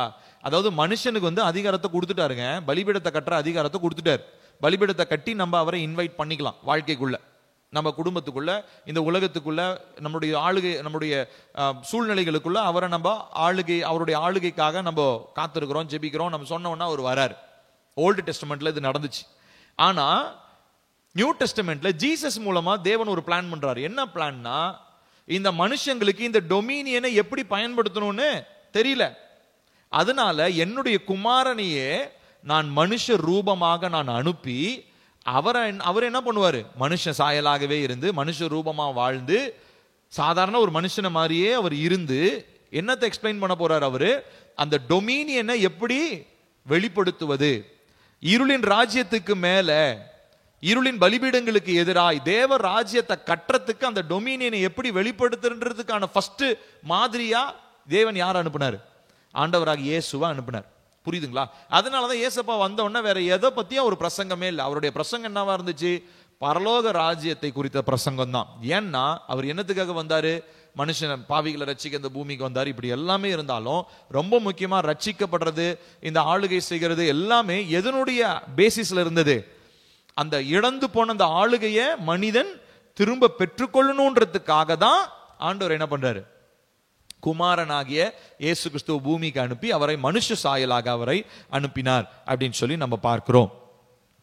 அப்போ இந்த டொமினியன், இந்த லா ஆஃப் டொமினியன், அதாவது இந்த ஆளுமை மற்றும் எல்லா காரியங்களுமே கர்த்தர் நமக்கு எப்படி பண்றார் அப்படின்னு சொல்லி சொன்னா, நமக்கு நியாயப்படி லீகலா இந்த பூமிக்குள்ள அவருடைய ஆளுகை வரணும்னா அது ஆண்டவராகிய இயேசு கிறிஸ்துவின் மூலமா அது இப்போ வந்திருக்குது. அதுக்கு முன்னாடி பலிபீடங்கள்ல இருந்துச்சு. இப்போ ஸ்பிரிச்சுவலா இந்த பலிபீடங்கள் ஆங்காங்கே ஒவ்வொருத்தருடைய வாழ்க்கையில, ஒவ்வொருத்தருடைய ரத்தத்துல, ஒவ்வொருத்தருடைய குடும்பத்துல, ஒவ்வொருத்தருடைய வீட்டுல, தனிப்பட்ட வாழ்க்கையில, சபையில, இப்படி எல்லா இடங்களிலும் என்ன கட்டப்படணும்? நீதியின் பலிபீடங்கள் கட்டப்பட்டிருந்துச்சுன்னு சொல்லி சொன்னா, ஆண்டவராக இயேசு கிறிஸ்து இந்த பூமிக்கு வந்து ஒரு பவரை வெளிப்படுத்தினார். பார்த்தீங்களா? அந்த பவருக்கு முன்னாடி யாராலையும் நிக்க முடியல. அப்கோர்ஸ் அப்ப இருந்ததான பரிசேயர் சதுசேயரெல்லாம் அவரை ரொம்ப சிரமப்படுத்தினாங்க. அப்ப இருந்ததான பிலாத்து நினைச்சாரு, நான் நினைச்சா உன்னை விடுதலை பண்ண முடியும் அப்படின்லாம் சொல்றாரு. ஆனா ஏசப்பா அந்த இடத்துல அழகா ஒரு வார்த்தை சொன்னாரு. பரலோக ராஜ்யத்துல ஒரு அதிகாரம் கொடுக்கப்படாம உனக்கு ஒரு அதிகாரம் வருவது இல்லை. எவ்வளவு அழகான ஒரு வார்த்தை பாத்தீங்களா? யோவான்ல அது அழகா இருக்குது. சரிங்களா? அதை வாசிக்கிறது நமக்கு டைம் இல்லை. ஜீசஸ் ஒரு இடத்துல சொல்றாரு, எனக்கு ரொம்ப பிடிக்கும் அந்த வசனம். எவ்வளவு ஒரு, அதாவது இருக்கிறதுலயே, அதாவது அடுத்த நிமிஷம் சாவு போறாரு. ஆனா சாவு போற நேரத்தில் அவர் சொல்ற டயலாக் பாருங்க, பரலோக ராஜ்யத்திலிருந்து ஒரு அதிகாரம் உனக்கு கொடுக்கப்படலனா தானாய் ஒரு மனிதனுக்கு அதிகாரம் வருவது இல்லை. எனக்கு நான் நினைக்கிறேன் அப்படியே பிலாத்துக்கெல்லாம் நடுங்கி இருக்கும் கைகள்லாம். என்னடா நம்ம தான் உச்சக்கட்ட அதிகாரம் நினைச்சுக்கிட்டு இருக்கிறோம், இவர் என்ன சொல்றாரு? பரலோகத்திலிருந்து ஒரு அதிகாரம் வருதுன்னு சொல்றாரு. ஏன்னா ஜீசஸ்க்கு நல்லா தெரியும், Jesus was well aware that the earth is the extension of God's kingdom. ஏசப்பாவுக்கு நல்லா புரிஞ்சிருந்த ஒரு விஷயம் என்னது? பூமின்றது பரலோக ராஜ்யத்தினுடைய ஒரு விரிவாக்கம், காலனைசேஷன் பிளான் அது. சோ அங்கிருந்த அதிகாரத்தோட தான் நான் வந்திருக்கிறேன். அவர் வந்து என்ன பண்றார்? ஒரு அதிகாரம், பரவாயில்லப்பா நீ என்ன பண்ணணும், என் ஜனங்களுக்காக நீ ரத்தம் சிந்தி மறிக்கணும்ன்ற ஒரு அதிகாரத்துல தான் அவர் கொடுத்திருக்கிறார். சோ அந்த அதிகாரம் இல்லாம நான் உன்னை சிலுவையில் அடிக்கிறேன் ஒப்பு கொடுக்கிறேன்னு நீ சீன் போடாதரா அப்படின்றதான் ஜீசஸ் வந்து அப்படியே சட்டிலா அந்த வார்த்தையை சொன்னார். என்ன சொன்னாரு? இந்த அதிகாரம் பரலோகத்தினால் இல்லாம டைரக்டா உனக்கு வரலப்பா அப்படின்னு சொல்லி பிலாத்துக்கிட்டே பேசுறாரு. இப்ப நல்லா கவனிக்கணும், எவ்வளவு அழகான ஒரு வார்த்தை பாத்தீங்களா? சோ ஜீசஸ் ஏசப்பாக்கு ரொம்ப தெளிவா அவர் புரிஞ்சு வச்சிருந்தாரு, அந்த அதிகாரம் பரலோகத்திலிருந்து வந்தது அப்படின்னு சொல்லி. அப்போ நான் கீழே போட்டிருக்கேன் பாருங்க, the interface between heaven and earth called an altar. பரலோகத்திற்கும் பூமிக்கும் நடுவுல ஒரு இணைப்பு பாலமா இருப்பது என்னதுங்க? பலிபீடம். புரியுதுங்களா உங்களுக்கு? அப்போ இந்த பலிபீடத்தை குறிச்சு தேவன் ஏற்கனவே ஒரு இடத்துல சொல்றாரு. அது எங்க சொல்றாரு அப்படின்னா, ஆதியாகமம் 3வது அதிகாரம். இதுதான் முதல்ல நம்ம பார்க்கறதான பலிபீடம். ஆதியாகமம் 3வது அதிகாரம் 21வது வசனம்.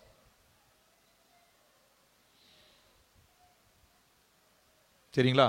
இங்க பலிபீடம்ன்ற வார்த்தை இல்ல, ஆனா பலிபீடம் இருந்திருக்கும் 100%. எதை வச்சு நம்ம சொல்றோம்? ஏற்கனவே நான் உங்களுக்கு சொல்லியிருக்கேன், நம்ம மெசேஜ் டைம்லாம் சொல்லியிருக்கேன். ஆதியாகமம் 3:21 சேர்ந்து வாசிக்கலாமா? தேவனாகிய, சேர்ந்து வாசிங்களேன். தேவனாகிய கர்த்தர் ஆதாமுக்கும் அவன் மனைவிக்கும் தோல் உடைகளை உண்டாக்கி அவர்களுக்கு உடுத்தினார்.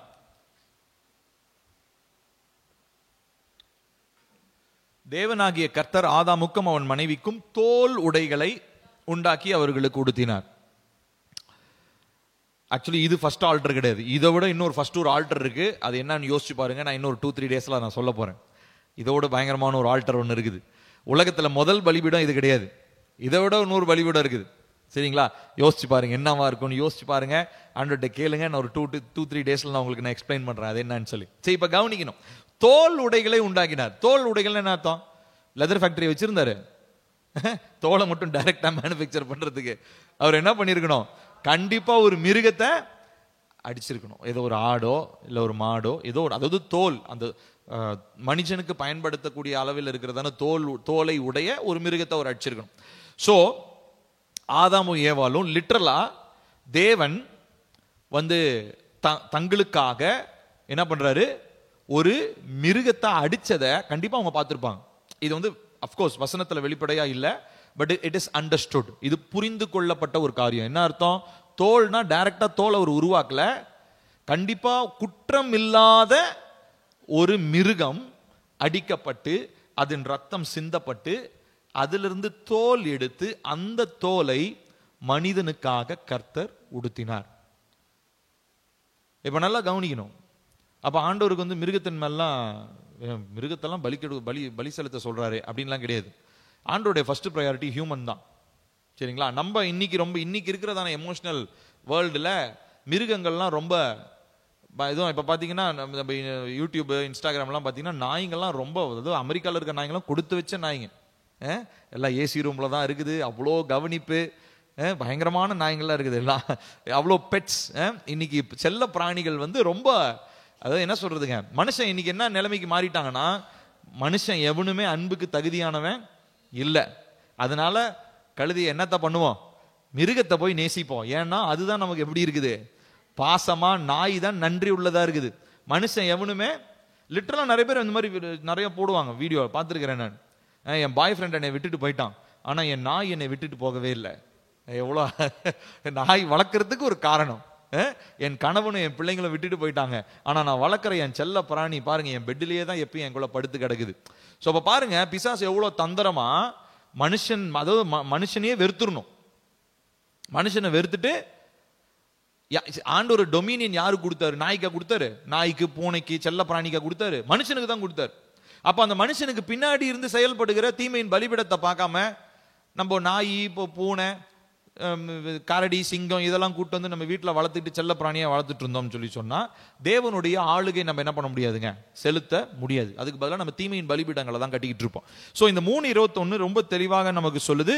தோல் உடைகள்னு சொல்லும் போது கண்டிப்பாக ஆதாம் ஏவாளுக்காக அந்த இடத்துல ஒரு பலிபீடம்னா லிட்டரலா இப்படி கல்லுலாம் வச்சு அவர் கட்டலனாலும் அட்லீஸ்ட் ஒரு மிருகம் ஒன்று அடிக்கப்பட்டு கொல்லப்பட்டு அதன் ரத்தம் சிந்தப்பட்டு அதனுடைய தோல் இவர்களுக்கு ஆடையாக மாற்றப்பட்டது. சோ இல்லனா எப்படி காயின் ஆபேலுக்கு பலிபீடம்ன்ற கான்செப்ட் எப்படிங்க தெரிஞ்சிருக்கும்? யோசிச்சு பாருங்களேன்.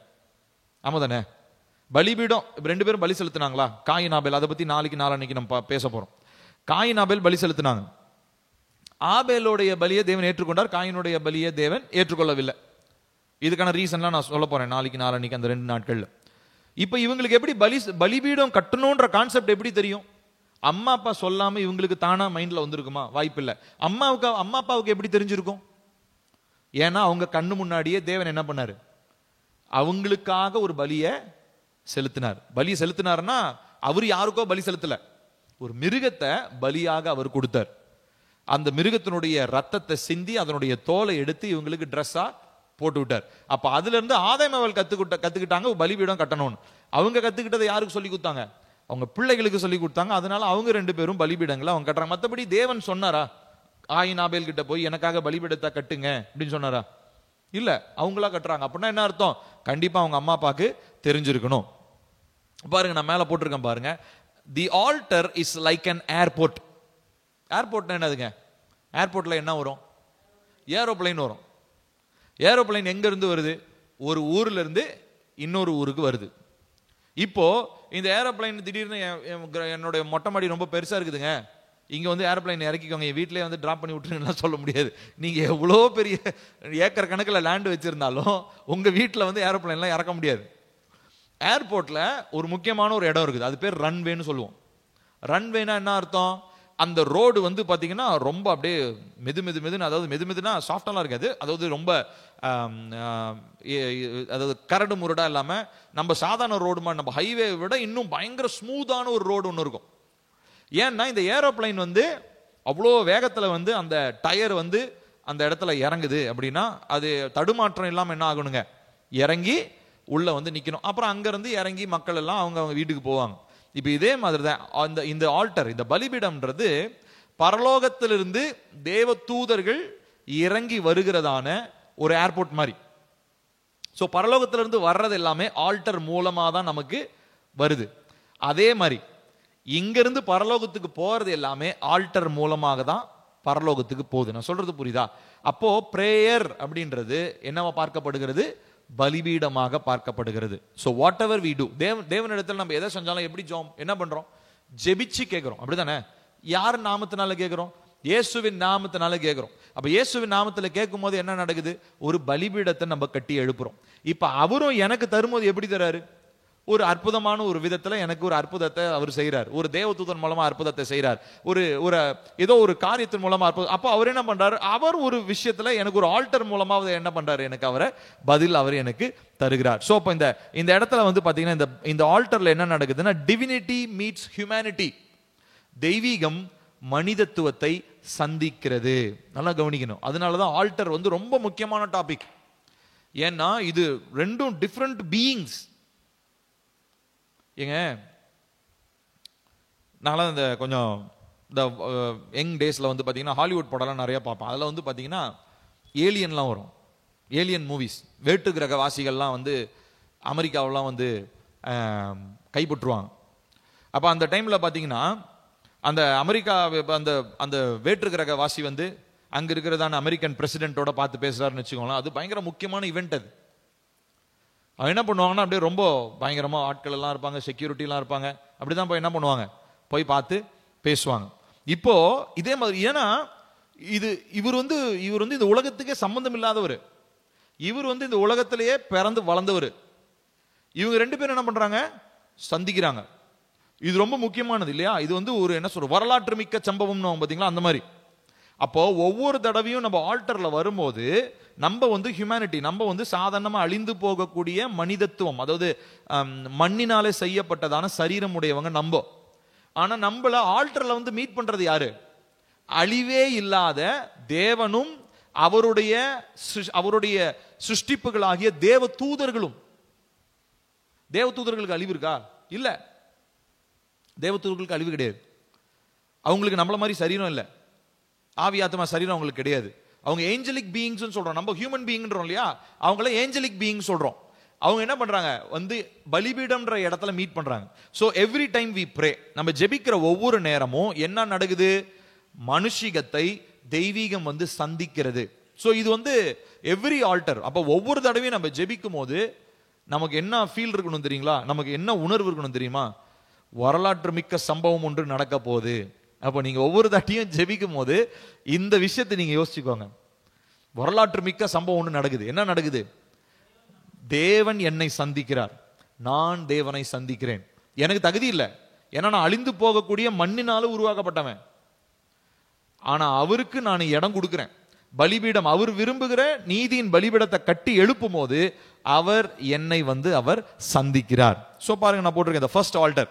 இந்த முதலாவது பலிபீடம் என்ன பண்ண, இந்த முதலாவது பலிபீடம் ஏதேன் தோட்டத்துல ரத்தத்தினால நிரப்பப்பட்டு அந்த பலிபீடத்துல ரத்தம் சிந்தப்பட்டு அங்க ஒரு பலி செலுத்தப்பட்டுச்சு, மீட்பு உண்டானுச்சு அப்படின்னு சொல்லி நம்ம பார்க்கிறோம். சோ அப்போ இந்த பலிபீடம் என்னென்ன பண்ணுதுங்க? எதையும் இணைக்குது. நான் போட்டிருக்கேன் பாருங்க, ஹெவன் அண்ட் எர்த், பரலோகத்தையும் பூமியையும் இணைக்கிறது. இன்னொரு பக்கம் நரகத்தையும் பூமியையும் இணைக்கிறது. சரியா? சொல்றது புரியுதுங்களா? இப்போ பூமி நடுவில் இருக்குன்னு வச்சுக்கோங்க, இந்த பக்கம் பரலோகம், இந்த பக்கம் நரகம். இப்போ ரெண்டு பேரும் இதை ஆக்சஸ் பண்ணணும்னா நடுவில் என்ன வேணும்? ஆல்டர்னு ஒன்று வேணும். இந்த பக்கம் இருந்து வர்றது பேரு நீதியின் ஆல்டர், நீதியின் பலிபீடம். இந்த பக்கம் இருந்து வர்றது பேரு தீமையின் பலிபீடம். புரியுதுங்களா? இதுதான் ஒரு சிம்பிளான ஒரு அவுட்லைன். அடுத்ததா நம்ம பார்க்க வேண்டிய ஒரு முக்கியமான ஒரு காரியம் என்ன அப்படின்னா, இப்போ இதை பத்தி நான் இன்னும் டீட்டெயிலா பேச போறேன். ஒரு அவுட்லைன் மட்டும் நான் சொல்றேன். இப்ப பலிபீடம் இருக்கு இல்லைங்களா? பலிபீடம்னா பலிபீடத்துக்கு பக்கத்துல ஒரு வேலைக்காரன் ஒருத்தன் அவசியம். பலிபீடம் சும்மா அப்படியே பலிபீடத்தை கட்டி விட்டு அது பலிபீடம் நீங்க சொல்ல முடியாது. பலிபீடத்துக்கு பக்கத்துல பலி செலுத்துகிற ஒருத்தர் இருக்கணும். நான் சொல்றது புரியுதா?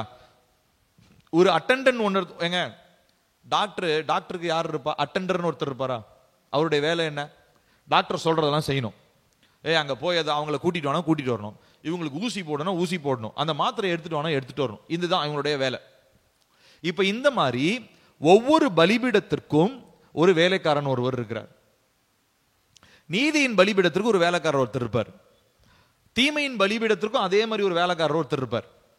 இப்போ இவங்க என்ன பண்ணுவாங்க அப்படின்னு சொல்லி பாத்தீங்கன்னா, இவங்க அந்த பலிபீடத்துக்கு தேவையான எல்லா காரியங்களும் அவங்க செய்வாங்க. அந்த பலிபீடத்தை ஒழுங்குபடுத்துறது, அந்த பலிபீடம் கரெக்டா இருக்கிற விதத்துல இருக்குதா அப்படின்னு செக் பண்றது, அந்த பலிபீடத்துல என்ன பர்பஸுக்காக அந்த பலிபீடத்தை கட்டணுமோ அந்த பர்பஸ்ல, அதாவது இப்போ நீதியின் பலிபீடம்னா தேவ தூதர்கள் ஏறுகிறதும் இறங்குகிறதுமா இருக்குதான்னு சொல்லி ஒவ்வொரு தடவையும் பலிபீடத்தை என்ன பண்ணிக்கிட்டே இருப்பாங்க? இன்ஸ்பெக்ஷன் பண்ணிக்கிட்டே இருப்பாங்க. அதுதான் உங்களுடைய வேலை. இதை பத்தி நம்ம டீட்டெயிலா நம்ம பேச போறோம். இப்போ இந்த இந்த இந்த இந்த இந்த பலிபீடங்களுக்கு பக்கத்தில் இருக்கிறதான இந்த வேலைக்காரன், இப்ப நீங்களும் நானும் எல்லாருமே நம்மள அறியாமலே நம்ம என்ன பண்றோம் அப்படின்னா, தீமையின் பலிபீடத்திற்கு நம்ம வேலைக்காரன்லாம் இருந்துட்டோம். ஆமா தானே? நம்ம அம்மா அப்பா மூலமா வந்ததான ஒரு சில பழக்க வழக்கங்கள், சாபங்கள், ஒரு சில சுபாவங்கள், அது எல்லாமே நம்ம ஹோஸ்ட் பண்ண ஆரம்பிச்சிட்டோம். ஏன்னா ஹோஸ்ட் பண்றேன்னா என்னன்னு தெரியுதுங்களா? அதாவது அதை நம்ம வழி நடத்த ஆரம்பிச்சிட்டோம். இப்போ உதாரணத்திற்கு எங்க அப்பா கிட்ட இருந்து ஒரு சுபாவம் எனக்கு வருதுன்னு வச்சுக்கோங்க. என்ன சுபாவம்? இப்போ உதாரணத்துக்கு அவர் கோவக்காரரா இருக்கிறார். அந்த கோவக்காரரா இருக்கிறது எனக்குள்ள வந்துருச்சுன்னு வச்சுக்கோங்களேன். இப்போ நான் என்னை அறியாமலே நானும் கோவப்பட்டு இருக்கிறேன். நான் ஒரு காரணம் சொல்லிக்கிறேன், எங்க அப்பா கோவக்காரரா இருக்கிறனால நானும் கோவக்காரனா இருக்கிறேன். ஆனா அப்படி இல்லை. எங்க அப்பா அவருடைய காலம் வரைக்கும் கோபம் என்கிற பலிபீடத்திற்கு அவர் ஊழியக்காரனா இருந்தார். இப்போ அது மாதிரி நான் ஒரு பக்குவத்துக்கு வந்த உடனே நான் அடுத்த அதே பலிபீடத்துக்கு நான் என்னவா மாறிட்டேன்? ஊழியக்காரனா மாறிட்டேன். அப்ப காலகாலமா இந்த பலிபீடத்தை நான் ஐடென்டிஃபை பண்ணி நான் உடைக்கலன்னா, நான் 7-8 தலைமுறை வந்தாலும் என் சந்ததியா எல்லாரும் அந்த கோபம் என்கிற பலிபீடத்துக்கு என்ன பண்ணிக்கிட்டு இருப்பாங்க? வணக்கம் வச்சுக்கிட்டு அந்த தீமையின் பலிபீடத்தை இன்னும் கட்டி எழுப்பிக்கிட்டு, இப்ப என் சந்ததி சின்ன கோவப்படுற சந்ததியா இருக்கும். 7-8 தலைமுறை கழிச்சு நான் இதை டீல் பண்ணாம விட்டேன்னா கொலகார சந்ததியா மாறி நிற்கும். ஏன் தெரியுமா? இந்த ஆல்டரோட இன்ஃப்ளூயன்ஸ் ஒவ்வொரு ஜெனரேஷனுக்கு என்ன ஆகும் தெரியுமா? அதிகரித்து கொண்டே போகும். அப்போ நான் யாரு? நான் எதனுடைய அட்டெண்டர்? நான் எந்த பலிபீடத்துக்கு அட்டெண்டரா இருக்கிறேன்? நான் நீதியின் பலிபீடத்துக்கு அட்டெண்டரா இருந்தா என் பிள்ளைங்களும் என்ன பண்ணுவாங்க? என்ன பார்த்து, இப்ப எங்க அப்பா தேவனை தரிசிக்கிறதிலும் தேவனை ஆராதிக்கிறதுலையும், இப்ப தேவனுக்குரிய, இப்போ உதாரணத்திற்கு இப்ப ஒரு சபைக்கு மெய்ப்பனா இருக்கிறார். எங்க அப்பா சபைக்கு மெய்ப்பனா இருக்கிற அது ஒரு பலிபீடம் அவருக்கு. அந்த பலிபீடத்தில் அவர் என்ன பண்றாரு? அவர் ஒரு வேலைக்காரர். இப்ப நான் அவரை பார்க்கிறேன். என்ன பார்க்கிறேன்? அவர் தேவனுக்குரிய இந்த நீதியின் பலிபீடமாகிய இந்த சபையில அவர் ஒரு வேலைக்காரரா இருக்காரு. இப்போ நான் என்ன பண்றேன்? நான் அதை பார்த்து வளர்றதுனால எனக்கும் அந்த ஒரு மாதிரி எனக்கு கிடைக்குது. நானும் அதை என்ன பண்றேன்? ஆட்டோமேட்டிக்கா அதை நான் செய்ய ஆரம்பிச்சிடுறேன். இப்போ நான் இதை செய்ய என்னுடைய தலைமுறை, எனக்கு அடுத்து 7-8 தலைமுறை வந்தாலும் இந்த நீதியின் பலிபீடத்துல நான் ப்ராப்பரான ஒரு வேலைக்காரனா இருந்தேன்னா, இந்த நீதியின் பலிபீடம் இன்னும் 7-8 தலைமுறை கழிச்சு இன்னும் ரொம்ப ஸ்ட்ராங்கான ஒரு நீதியின் பலிபீடமாக என்ன பண்ணப்பட்டிருக்கும்? கட்டப்பட்டிருக்கும். நான் சொல்றது புரியுதுங்களா? தீமையின் பலிபீடம் அதே மாதிரிதான். டீல் பண்ணலனா 7-8 தலைமுறை கழிச்சு இன்னும் ரொம்ப ஸ்ட்ராங்கான ஒரு தீமையின் பலிபீடமா மாறிடும். அதே மாதிரிதான் இங்கேயும் நீதியின் பலிபீடம் ஒழுங்கா செய்ய ஆரம்பிச்சோம்னா இன்னும் 7-8 தலைமுறை கழிச்சு அசைக்கப்பட முடியாத நிலையாய் நிற்கிற தேவனுடைய ராஜ்யத்தினுடைய நீதியின் பலிபீடமாக அது இயங்கி கொண்டிருக்கும். அப்போ ஈவில் ஆல்டர், ரைச்சஸ் ஆல்டர், நீதியின் பலிபீடம், தீமையின் பலிபீடம் ரெண்டையுமே ஐடென்டிஃபை பண்ணி இனம் கண்டு கொண்டு எதை நம்ம உடனேயே உடைச்சு போடணுமோ என்ன பண்ணணும்? அது உடனேயே உடைச்சு போட்டுறோம். எந்த பலிபீடத்தை உடனேயே நம்ம கட்டி எழுப்பணுமோ அது இந்த தலைமுறையிலே நம்ம என்ன பண்ணிடணும்? கட்டி எழுப்பிடணும். ஏன்னா இன்னும் நமக்கு டைம் இல்லை, அடுத்த வருஷம் பார்த்துக்கலாம், இன்னும் 4 வருஷம் ஆகட்டும், அடுத்த சந்ததியில பார்த்துக்கிட்டோம் அப்படின்னா சொல்லுவாங்க. பார்த்தீங்களா, இந்த மாதிரிலாம் கிடையாது. இது வேலைக்காவது. ஏன்னா தேவனுடைய வருகை ரொம்ப ரொம்ப சமீபமாக இருக்கிறது. இப்ப பாருங்க, நான் போட்டிருக்கிறேன் கீழே, நான் போட்டிருக்கேன் பாருங்க. வேற எந்த ஒரு இருளின் ராஜ்யமும் பலிபீடம் இல்லாமல் இருளின் ஆதிக்கம் கூட என்ன பண்ண முடியாது, பூமிக்குள்ள வர முடியாது. சோ லீகல் அத்தாரிட்டி பலிபீடம் தான் கொடுக்குது அப்படின்றத நம்ம மறந்துடக்கூடாது. இப்போ இந்த தீமையின் பலிபீடத்துக்கு பின்னாடி இருந்து கிரியை செய்யறதுக்கு பேர் தான் என்னன்னு சொல்றோம், விக்கிரகங்கள். நேத்து பார்த்தோம், தாகோன் அப்படின்றது என்னது, ஒரு விக்கிரகம். ஆனா அந்த விக்கிரகத்துக்கு பேக் சைட்ல இருந்தது என்னது, ஐடலட்ரி, விக்கிரகம், அதாவது ஐடல் வர்ஷிப், விக்கிரக ஆராதனை என்கிற பலிபீடத்தின் மேல இருந்ததான தாகோன். நான் சொல்றது புரியுதா? எங்க தாகோனே ஒரு ஆல்டர் கிடையாது. அந்த ஆல்டர் பேர் என்னது, அந்த ஆஸ்தோத்துல போய் பிடிச்சு வச்சானுங்க இல்லையா, பெலிஸ்தர்கள் பிடிச்சு வச்சாங்க இல்லைங்களா, அந்த கோவில், அந்த கோவிலே ஒரு ஆல்டர் கிடையாது. விக்கிரக ஆராதனை என்பது ஒரு ஆல்டர். அந்த ஆல்டர் மேல இருந்ததான ஒரு விக்கிரகம் பேர் தான் என்னது, தாகோன். அதே மாதிரி இந்த பக்கம் நேத்து நம்ம பார்த்தோம், உடன்படிக்கை பெட்டி என்பது ஆல்டர் கிடையாது. உடன்படிக்கை பெட்டிக்குள்ள இருக்கிறதும் ஆல்டர் கிடையாது. உடன்படிக்கை பெட்டி நிமித்தமா இருக்கிற தேவ பிரசன்னம் தான் என்னது, ஆல்டர். நான் சொல்றது புரியுதா? சோ ஆல்டர்னா அந்த பொருளை நம்ம உருவகப்படுத்திடக்கூடாது. ஆல்டர்னா இப்படி கல் வச்சிருக்கிறது, இல்ல ஆல்டர்னா உடன்படிக்கை பெட்டி, அப்படி ஐடென்டிஃபை பண்ணிடக்கூடாது. அது வந்து ஜஸ்ட் ஒரு ஒரு ஒரு என்ன சொல்றதுங்க, ஒரு மாடல், ஒரு மாதிரி தான். அதுக்கு பின்னாடி இருக்கிறதா நம்ம புரிஞ்சுக்கணும்.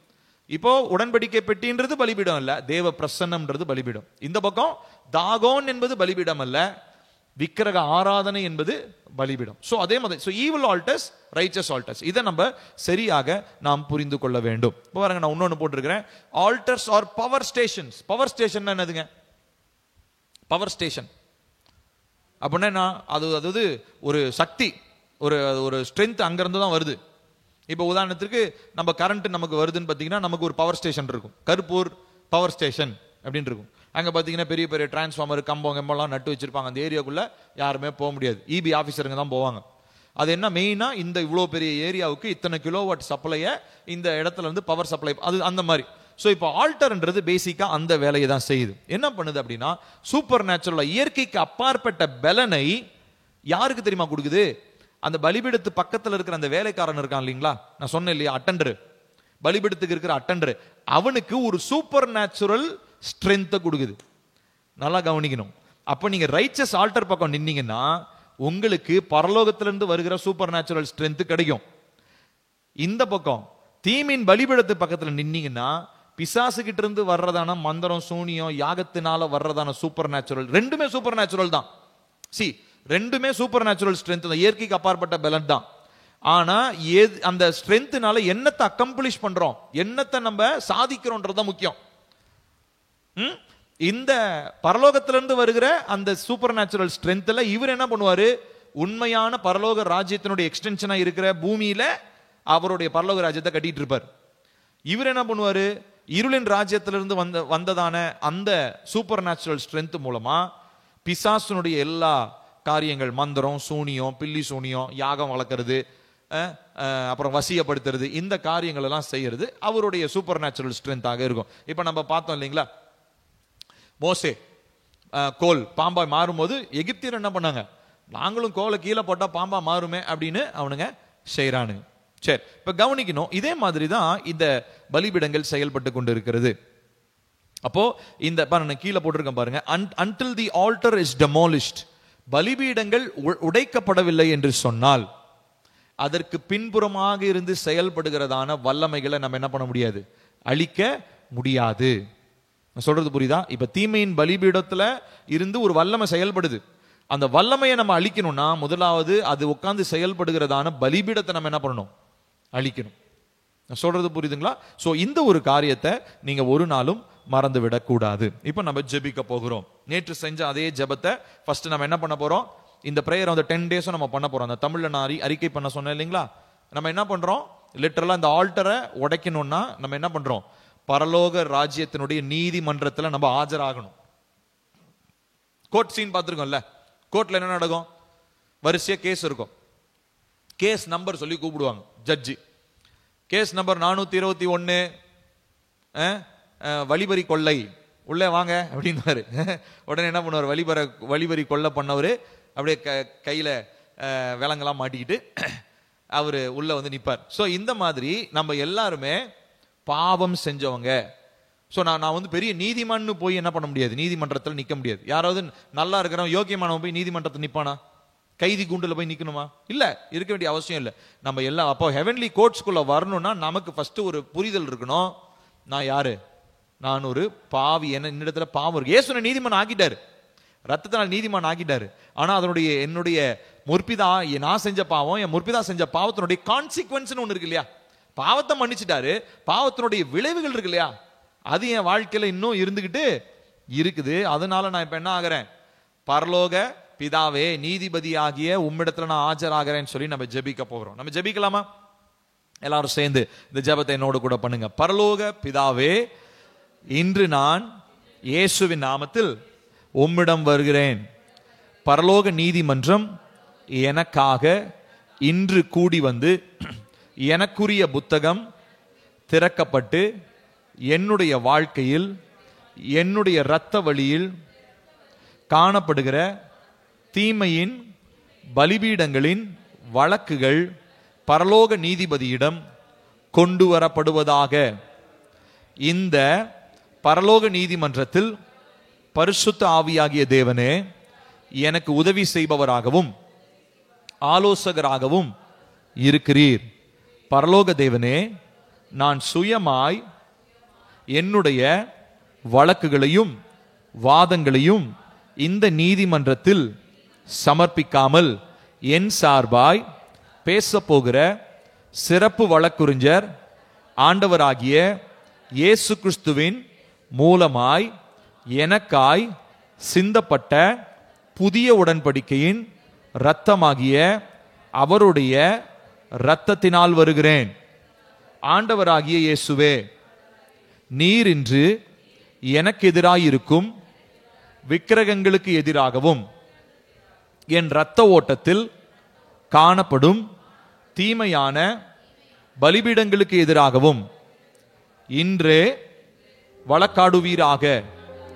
இந்த பரம்பரை விக்கிரகங்களினாலும் தீமையின் பலிபீடங்களினாலும் என்னுடைய இரத்த ஓட்டத்தில் ஏற்பட்டிருக்கும் காயங்களை இயேசுவின் இரத்தம் சுகப்படுத்துவதாக. இந்த தீமையின் பலிபீடங்களிலிருந்து, அவைகளின் வல்லமைகளிலிருந்து இயேசுவின் நாமத்தினால், இயேசுவின் இரத்தத்தினால் நான் விடுதலையை பெற்றுக் கொள்கிறேன். எனக்கு எதிராகவோ எனது இரத்த வலியில் வந்த தாக்கத்தினாலேயோ என்னை நியாயப்படி குற்றம் சுமத்தும் சாத்தானின் எல்லா குற்றச்சாட்டுகளும் எதிராய் இன்று இயேசுவின் இரத்தத்தினால் மன்றாட்டை கோருகிறேன். நான் பொய் பேசுவதில்லை என்ற பொருத்தனைக்குள் இருப்பதால் என் பாவ கிரியைகளை குறித்தோ என் இரத்த ஓட்டத்தில் இருக்கும் குற்றங்களை குறித்தோ அவற்றில் இருக்கும் விக்கிரகங்களை குறித்தோ தீமையின் பலிபீடங்களை குறித்தோ நான் மறுக்கப் போவதில்லை. இயேசுவின் இரத்தத்தினால் நான் என்னுடைய பாவங்களை எல்லாம் அறிக்கை செய்து, நானோ எனது முன்னோர்களோ செய்த எல்லா பாவங்களையும் அறிக்கை செய்கிறேன். 1 யோவான் 1:9 படி இன்றே இயேசுவின் இரத்தத்தினால் என்னை கழுவும்.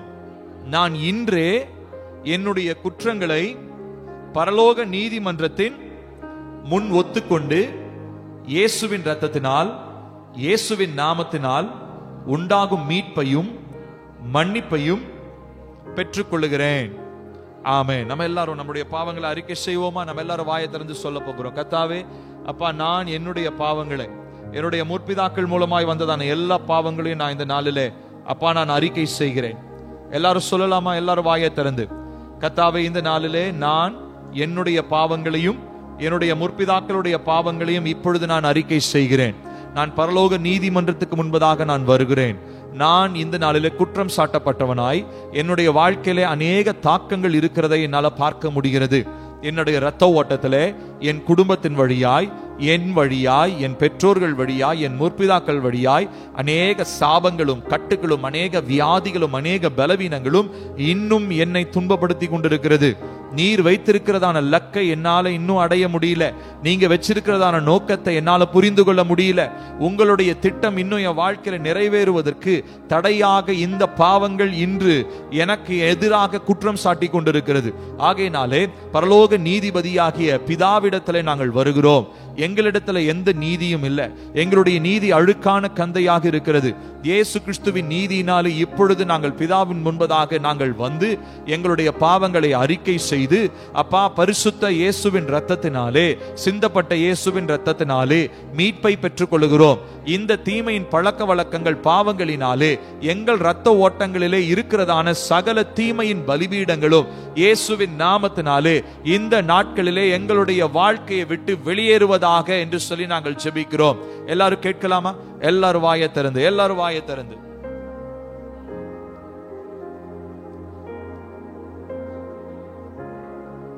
ஓ ஹalleluya, ஹalleluya. Yes yes yes. இந்த நாள் ஒரு சில காரியங்களுக்காக நம்ம சொல்லி ஜெபிக்க போகிறோம். இந்த நாள் நம்ம பார்த்த அந்த ஆளுகைக்காக நம்ம ஜெபிக்க போகிறோம். இந்த நாள் நம்ம எல்லாரும் ஜெபிக்கலாமா? எல்லாரும் என் பின்னாடி சொல்லுங்க. கர்த்தாவே, என்னுடைய வாழ்க்கையிலே நீர் கொடுத்ததான ஆளுகையை இயேசுவின் நாமத்தினாலே நான் திரும்ப பெற்றுக்கொள்கிறேன். ஆதாம் ஏவாளுக்கு நீர் கொடுத்ததான அந்த ஆளுகையை இப்பொழுது இயேசுவின் இரத்தத்தின் மூலமாய், இயேசு கிறிஸ்துவினுடைய சிலுவையின் மூலமாய் நான் இந்த நாளிலே அந்த ஆளுகையை திரும்ப பெற்றுக்கொள்கிறேன். ஆமென். கேட்கலாமா? கர்த்தாவே, அந்த ஆளுகையை நான் திரும்ப பெற்றுக்கொள்ள போகிறேன். அப்பா, அப்பா, நான் இவ்வளவு நாளா என்னுடைய டொமினியை நான் இழந்துட்டேன், என்னுடைய ஆளுகையை நான் இழந்துட்டேன். அப்பா, நீங்க எனக்கு அந்த ஆளுகையை, அந்த ஆளுகை செய்கிற அதிகாரத்தை நீங்க கொடுத்திருக்கிறீங்க. நான் பழுகி பெருகணும். அப்பா, நாங்க இந்த பூமியை நிரப்பணும், நாங்க அதை கீழ்ப்படுத்தணும். அப்பா, எத்தனையோ காரியங்களை சொன்னீங்க. ஆனா இன்னும் நீங்க சொன்ன விதத்துல அந்த ஆசீர்வாதங்கள் என்னுடைய வாழ்க்கையில இல்ல. காரணம், என்னுடைய அதிகாரத்தை என்னுடைய முற்பிதாக்கள் அவர்கள் அறிந்தோ அறியாமலோ பிசாசு இடத்துல அந்த ஆளுகையை கொடுத்துட்டாங்க. ஆனா இப்பொழுது எனக்காக மரித்து உயிர் தெழுந்த நசரேயனாகிய இயேசு கிறிஸ்துவின் நாமத்தினாலே நான் இழந்து போன எல்லா அதிகாரத்தையும் நான் பெற்றுக்கொள்கிறேன். கம் ஆன், எல்லாரும் கேளுங்க வாயை திறந்து. ஓ, நான் இழந்து போன எல்லா அதிகாரத்தையும் இயேசுவின் நாமத்தினாலே நான் பெற்றுக்கொள்கிறேன். இயேசுவின் நாமத்தினாலே நான் பெற்றுக்கொள்கிறேன். ஹalleluya, ஹalleluya, ஹalleluya. நான் இழந்து போன எல்லா அதிகாரமும், நான் இழந்து போன எல்லா ஆளுமையையும் இயேசுவின் இரத்தத்தினாலே, இயேசுவின் சிலுவையினாலே, வல்லமையுடைய இயேசுவின் நாமத்தினாலே நான் திரும்ப பெற்றுக்கொள்கிறேன். தேவன் எனக்காக வைத்திருக்கிறதான உம்முடைய நன்மைகள் ஏற்ற காலங்களிலே உம்மை அறியவும், ஏற்ற காலங்களிலே இந்த பலிபீடங்களை குறித்ததான அப்பா இந்த அறிவை பெற்றுக்கொள்ளவும், ஏற்ற காலங்களிலே நாங்கள் சரியான விதத்திலே எங்களுக்கு நீர் கொடுத்திருக்கிற அதிகாரத்தை நாங்கள் பயன்படுத்தவும் எங்களுக்கு இந்த ஆளுமையை கர்த்தர் கற்றுக் கொடுத்திருக்கிறீரே. இந்த நாளிலே எங்களுடைய வாழ்க்கையில காணப்படுகிற சகல தீமையின் பலிபீடங்களை நாங்கள் நொறுக்கி அதற்கு பதிலாக நீதியின் பலிபீடங்கள் கட்டி எழுப்பப்படவும், அப்பா, பலிபீடம் மாத்திரம் இல்லப்பா, அது நிமித்தமாய் உண்டாகிறதான அந்த ஆளுகையை அப்பா இந்த நாட்களிலே நீர் எங்களுக்கு தருகிறதற்காக நாங்கள் நன்றி என்று சொல்லுகிறோம். அப்பா, ஓ, ஆளுகை செய்கிறதான அந்த ஒரு அபிஷேகத்தை கர்த்தர் இந்த நாளில் இயேசுவின் மூலமாய் எங்களுக்கு கர்த்தர் தருவீராக. கேளுங்க எல்லாரும் வாயை திறந்து. ஓ ரபாலபா ஷெகெடெரியா ஷென்ஹெனியா நுமோடோ ஷிடுலியா. ஓ, இயேசுவின் நாமத்தினாலே நாங்கள் இழந்து போன எல்லா அதிகாரம் செய்கிற, ஆளுகை செய்கிற எல்லா அதிகாரங்களையோ இயேசுவின் நாமத்தினாலே நாங்கள் பெற்றுக்கொள்கிறோம் இயேசுவின் நாமத்தினாலே. ஹalleluya. அடுத்ததாக சொல்லி ஜெபிக்க போகிறோம். நான் என்னுடைய இரத்த ஓட்டத்திலே காணப்படுகிற சகல தீமையான பலிபீடங்களுக்கு மேலாக ஆளுகையை இயேசுவின் நாமத்தில் எடுத்துக்கொள்கிறேன். ஆமென், ஆமென். சொல்லலாமா? என்னுடைய இரத்த ஓட்டத்தில் காணப்படுகிற சகல தீமையான பலிபீடங்களுக்கு மேலாக இந்த நாளிலே நான் ஒரு வெற்றியை எடுத்துக்கொள்கிறேன். நான் அதிகாரத்தை பறித்துக் கொள்கிறேன். ஓ, எனக்கு ஆண்டவராகிய இயேசு கிறிஸ்து ஓ தன்னுடைய சிலுவையிலே, ஓ அந்த பலிபீடமாகிய சிலுவையிலே தன்னுடைய இரத்தத்தை அவர் சிந்தி தன்னை பலியாக ஒப்பு கொடுத்ததினாலே நான் இந்த நாளிலே என்னுடைய இரத்த ஓட்டங்களிலே காணப்படுகிற எந்த தீமையான பலிபீடங்களையும் நான் இயேசுவின் நாமத்தில் மறுக்க மறுக்கிறேன். இயேசு கிறிஸ்துவின் சிலுவை என்கிற பலிபீடத்தினாலே எனக்கு எதிராய் இருக்கிறதான அந்த தீமையின் பலிபீடங்களுக்கு எதிராய் நான் வருகிறேன். ஓ, இந்த நாளிலே சிந்தப்பட்ட இயேசுவின் இரத்தத்தினாலே என்னுடைய இரத்த ஓட்டங்களிலே கலந்திருக்கிற சகல தீமையின் பலிபீடங்களும் உடைக்கப்படுவதாக அவற்றினுடைய அதிகாரங்களை நான் பறித்துக் கொள்ளுகிறேன். கம் ஆன், எல்லாரும் ஃபோர்ஸ்ஃபுல்லா ஜெபம் பண்ணுங்க. கொஞ்சம் அதிகாரத்தோட சத்தத்தை உயர்த்தி ஜெபம் பண்ணுங்க. நீங்கள் இருக்கிற இடங்களிலே இந்த ஜெபத்தை நீங்க லைவ்ல கேட்டுட்டு இருந்தாலும், இனிமே நீங்க கேட்டாலும், எந்த நேரத்துல கேட்டாலும் ஆவியானவர் அந்த நேரங்களிலே கிரியை செய்ய போகிறார். Right now pray with faith. விசுவாசத்தோட ஜெபம் பண்ணுங்க. இயேசுவின் நாமத்தினாலே என்னுடைய வாழ்க்கையில என் அம்மா அப்பா மூலமா, என்னுடைய பெற்றோர்கள் மூலமா, முற்பிதாக்கள் மூலமா என்னுடைய இரத்த ஓட்டத்திலே கலந்திருக்கிறதான சகல தீமையான பலிபீடங்களுக்கு மேலாக இந்த நாளிலே சிந்தப்பட்ட இயேசுவின் இரத்தத்தினாலே நான் முழு அதிகாரத்தையும் பெற்றுக் கொள்கிறேன். ஓ ரபவுல ரபவு ஷஹன்டனே நபவுட ரஹஷ்கதேரியா அல்லஷ்மதேரி பவுட ரகலோகது ரகது நபௌஷேதேரியா. ஓ, இயேசுவின் நாமத்தினாலே சகல தீமையின் பலிபீடங்களும் எங்களுடைய இரத்த ஓட்டங்களை விட்டு வெளியேறுவதாக. இரத்த ஓட்ட அப்பா, எங்களுடைய இரத்த ஓட்டத்திலே இதுவரை அநேக நாட்களாக அப்பா டிஎன்ஏ வழியாக, இந்த டிஎன்ஏ வழியாக பல தலைமுறையாக அந்த சாபங்கள், அந்த பாவங்கள், அந்த வியாதிகள், அந்த பழக்க வழக்கங்கள், அந்த பாவத்தின் அடிமைத்தனங்கள், ஓ தீமையின் பலிபீடங்களாக எங்கள் இரத்த ஓட்டத்திலே வந்து கொண்டிருக்கிறது. அவற்றிலிருந்து இயேசுவின் நாமத்தினாலே, இயேசுவின் இரத்தத்தினாலே நாங்கள் அதிகாரத்தை பயன்படுத்தி அவற்றை எங்கள் இரத்த ஓட்டத்தை விட்டு அந்த தீமையின் பலிபீடங்களை உடைத்து போடுகிறோம் in the name of Jesus. Oh hallelujah, oh hallelujah, hallelujah, hallelujah, hallelujah. Oh Jesus.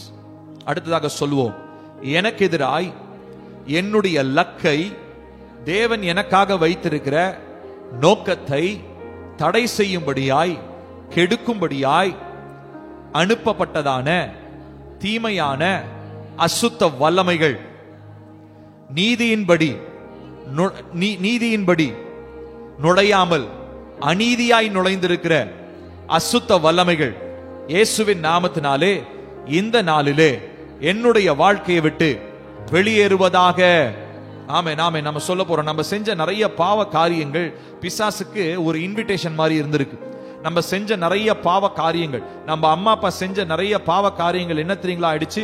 பிசாசு லீகலா நுழைவதற்கான ஒரு வரவேற்பு மாதிரி ஆயிடுச்சு, வெல்கம் பண்ற மாதிரி ஆயிடுச்சு. நம்முடைய அநேக சின்ஃபுல் ஆக்ஷன்ஸ், பாவ காரியங்கள், பாவ செயல்பாடுகள், நம்ம வாழ்க்கையில வெளிப்படுத்தின கோபம், நம்ம வாழ்க்கையில வெளிப்படுத்தினதான எரிச்சல், வைராக்கியம், கசப்பு, இச்சை, இந்த மாதிரி எத்தனையோ பழக்க வழக்கங்கள், எத்தனையோ காரியங்கள் எல்லாம் பிசாசு நீதியின்படி நுழைவதற்கான ஒரு இன்விடேஷனா மாறிடுச்சு. ஆகையினால இந்த நாளிலே அதை எல்லாவற்றையும் இயேசுவின் நாமத்தினாலே என்னுடைய இரத்த ஓட்டத்தை விட்டு வெளியேறும்படியாக, என் குடும்பத்தை விட்டு, என்னுடைய வாழ்க்கையை விட்டு வெளியேறும்படியாக நம்ம கட்டளையிடலாமா? இயேசுவின் நாமத்தினாலே ஓ நீதியின்படியோ இல்ல அநீதியின்படியோ என்னுடைய வாழ்க்கைக்குள்ள பழக்க வழக்கங்கள் மூலமாக, என்னுடைய தவறான என்னுடைய பாவ குணங்கள் மூலமாக சத்துருவானவன் நுழைந்திருப்பான் என்று சொன்னால், தீமையின் பலிபீடங்கள் என் வாழ்க்கையில கட்டப்பட்டிருக்கும் என்று சொன்னால், இப்பொழுது இயேசுவின் நாமத்தினாலே அவையெல்லாம் என்னுடைய எல்லைகளை விட்டு, என்னுடைய இரத்த ஓட்டத்தை விட்டு வெளியேறுவதாக, வெளியேறுவதாக, வெளியேறுவதாக in the name of Jesus. Oh hallelujah. நீதியின்படி சிறைப்பட்டு போனவர்களை விடுவிப்பேன் என்று சொன்னதான தேவனே, இந்த நாளிலே நீதியின்படி நாங்கள் செய்த பாவங்கள், எங்கள் முற்பிதாக்கள் செய்த பாவங்களினாலே நீதியின்படி நாங்கள் சிறைப்பட்டிருந்தாலும் கர்த்தர் எங்களுக்காக வழக்காடி இந்த தீமையின் பலிபீடங்களிலிருந்து எங்களுக்கு ஒரு விடுதலையை இயேசுவின் நாமத்தில் தருவீராக. Oh Jesus, Jesus.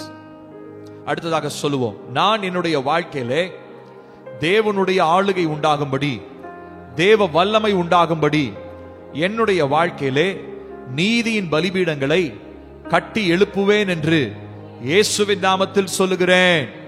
ஆமென், ஆமென். நம்ம எல்லாரும் வாயை திறந்து டிக்ளேர் பண்ணலாமா? இயேசுவின் நாமத்தினாலே என்னுடைய வாழ்க்கையில தேவ வல்லமை வெளிப்படும்படி, என்னுடைய வாழ்க்கையில தேவ பிரசன்னம் வெளிப்படும்படி, இனி என்னுடைய வாழ்க்கையில நீதியின் பலிபீடங்களை நான் கட்டி எழுப்ப போகிறேன். சொல்லுவோம் எல்லாரும் வாயை திறந்து, நீதியின் பலிபீடங்களை நான் கட்டி எழுப்ப போகிறேன். ஓ, என்னுடைய வாழ்க்கையில எந்தெந்த பகுதிகளிலே தீமையின் பலிபீடங்கள் இருக்கிறதோ அந்த இடங்களிலே நீதியின் பலிபீடங்கள் கட்டி எழுப்பப்படுவதாக. ஓ, I decree and I declare that I will build build righteous altars in my life. என்னுடைய வாழ்க்கையில நீதியின் பலிபீடங்களை நான் கட்டி எழுப்ப போகிறேன். எதற்காக சொன்னா தேவனுடைய அபிஷேகத்தை, தேவனுடைய வல்லமையை வெளிப்படுத்துகிறதான நீதியின் பலிபீடங்கள் என்னுடைய வாழ்க்கையில கட்டி எழுப்பப்படுவதாக.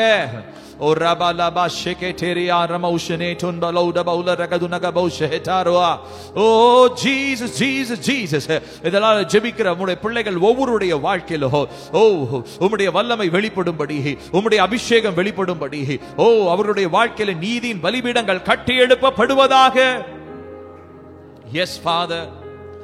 Oh hallelujah, hallelujah, hallelujah.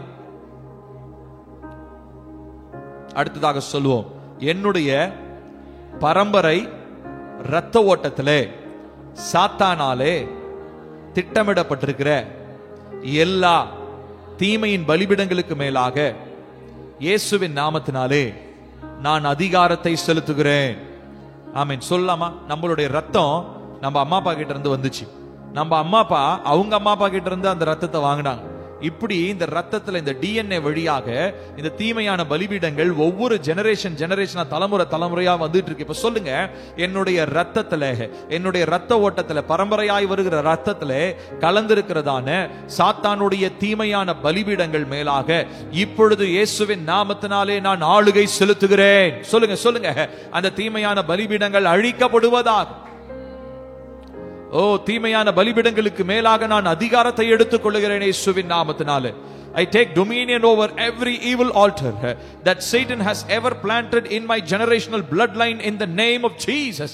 Oh rabalaba sheketerabaladanabo. Oh இயேசுவின் நாமத்தினாலே பரம்பரையாய் வருகிற அந்த இரத்த ஓட்டத்திலே காணப்படுகிறதான தீமையான பலிபீடங்களுக்கு மேலாக இயேசுவின் நாமத்தினாலே அதிகாரத்தை எடுத்துக் கொள்கிறேன். எனக்கு கர்த்தர் விடுதலையை தாங்கப்பா. இயேசுவின் நாமத்தினால விடுதலையை தாங்கப்பா. அடுத்ததாக சொல்லுவோம், கர்த்தாவே, இந்த பலிபீடங்களின் போர்க்களத்திலே எனக்கு, என் இரத்த ஓட்டத்திலே, என் குடும்பத்திற்கு இயேசுவின் நாமத்தினாலே விடுதலையை தருவீராக. நீதியின் பலிபீடத்தினாலே நான் ஜெயிக்க இயேசுவின் நாமத்தினாலே எனக்கு கிருபை தாரும். ஆமென், ஆமென். நம்ம எல்லாரும் சேர்ந்து ஜெபிக்கலாமா? கர்த்தாவே, இந்த நாட்கள்ல எங்க எல்லாருடைய வாழ்க்கையிலும் இந்த பலிபீடங்களின் போராட்டம் நடந்துகிட்டு இருக்குதப்பா. எங்க வாழ்க்கையில தீமையின் பலிபீடமும் நீதியின் பலிபீடமும் ஒன்றை ஒன்று எதிர்த்து கொண்டு இருக்கிறது. ஆனால் எங்களுடைய வாழ்க்கையில நீதியான பலிபீடங்களை சரியாய் கட்டி எழுப்புகிறவர்களாக, அதன் நிமித்தம் எங்கள் இரத்த ஓட்டத்தில, எங்கள் குடும்பத்தில நாங்கள் ஜெயம் பெறுகிறவர்களாக, தேவனுடைய ராஜ்யத்தை கட்டுகிறவர்களாக, இந்த நாளிலே நாங்கள் கேட்ட வார்த்தையின்படி பரலோக ராஜ்யத்தின் விரிவாக்கமாக எங்களுடைய வாழ்க்கையை நீர் உருவாக்கி இருக்கிறதற்காக நாங்கள் நன்றி சொல்லுகிறோம். ஒரு ஜெயமுள்ள ஒரு வாழ்க்கை நாங்கள் வாழ வேண்டும் என்று சொன்னால் இந்த நாட்களிலே காணப்படுகிற இந்த பலிபீடங்களின் போராட்டங்களிலே நீதியின் பலிபீடம் ஜெயிக்க வேண்டும் ராஜா. நீதியின் பலிபீடம் ஜெயிக்க வேண்டும் ராஜா. வல்லமையுடைய பலிபீடமாக எங்களுடைய நீதியின் பலிபீடங்கள் மாற்றப்படுவதாக. இதுவரை எங்களுடைய வாழ்க்கையில தீமையான பலிபீடங்கள் வல்லமை உள்ளதாக இருந்திருக்கலாம். இதுவரை எங்களுடைய வாழ்க்கையில தீமையான பலிபீடங்கள் வல்லமையுடையதாக இருந்திருக்கலாம். ஆனால் இயேசு கிறிஸ்துவின் நாமத்தினாலே, இயேசு கிறிஸ்துவின் நாமத்தினாலே நாங்கள் ஜெபிக்கிறோம். இனி எங்களுடைய வாழ்க்கையில தீமையான பலிபீடங்கள் மேற்கொள்வது இல்லை. எங்களுடைய வாழ்க்கையில நீதியின் பலிபீடங்கள் கட்டி எழுப்பப்படுவதாக. அந்த நீதியின் பலிபீடங்களுக்கு அருகே நின்று வேலை செய்கிறதான வேலைக்காரர்களாக எங்களை ஒப்புக் கொடுக்கிறோம். நீதியின் பலிபீடங்களுக்கு நின்று வேலை செய்கிற வேலைக்காரர்களாக எங்களை ஒப்புக் கொடுக்கிறோம். எல்லாரும் வாயை திறந்து சொல்லலாமா? நீதியின் பலிபீடங்களுக்கு வேலை செய்கிறதான வேலைக்காரர்களாக எங்களை ஒப்புக் கொடுக்கிறோம் ராஜா. இந்த நாளிலே என்னுடைய இரத்த ஓட்டத்திலே கலந்திருக்கிறதான சகலவிதமான தீமையான பலிபீடங்களுக்கு எதிராக நான் இந்த நாட்களிலே நீதியின் பலிபீடங்களை நான் கட்டி எழுப்புகிறேன். ஜீசஸ், இயேசுவின் நாமத்தினாலே இயேசுவின் நாமத்தினாலே நாங்கள் ஜெபிக்கிறோம்ப்பா. எங்களுக்கு இந்த நாட்களிலே இந்த அப்பா, இந்த பலிபீடங்களின் போராட்டத்திற்கு மத்தியிலே எங்களுக்கு ஒரு விடுதலையை தாங்கப்பா. விடுதலையை தாங்க, விடுதலையை தாங்க. நீர் மாத்திரம், நீர் மாத்திரம், நீர் மாத்திரம் இந்த நாளில் எங்களுக்கு அப்பா விடுதலையை தாங்க. உங்க நாமத்தினாலே நாங்க கேட்கிறோம்ப்பா. உம்முடைய நாமத்தினாலே நாங்க கேட்கிறோம் அப்பா. எங்களுக்கு உதவி செய்யுங்க. நம்ம எல்லாரும் கரங்களை உயர்த்தி, இயேசுவே நீர் எனக்கு விடுதலை தந்ததற்காக உமக்கு நன்றி என்று சொல்லுவோமா? இயேசுவே உமக்கு நன்றி. இந்த தீமையான அப்பா பலிபீடங்களின் தாக்கங்களிலிருந்து எங்களுக்கு நீர் விடுதலை தந்ததற்காக உமக்கு ஸ்தோத்திரம். தொடர்ந்து எங்க வாழ்க்கையிலே நீதியின் பலிபீடங்களை கட்டி எழுப்ப கர்த்தர் எங்களுக்கு உதவி செய்வீராக. இந்த நாள் முழுதும் எங்களோடு இருந்ததற்காக ஸ்தோத்திரம். இந்த ஜெப நேரத்தில் நீர் எங்களோடு பேசினதற்காக உமக்கு ஸ்தோத்திரம்.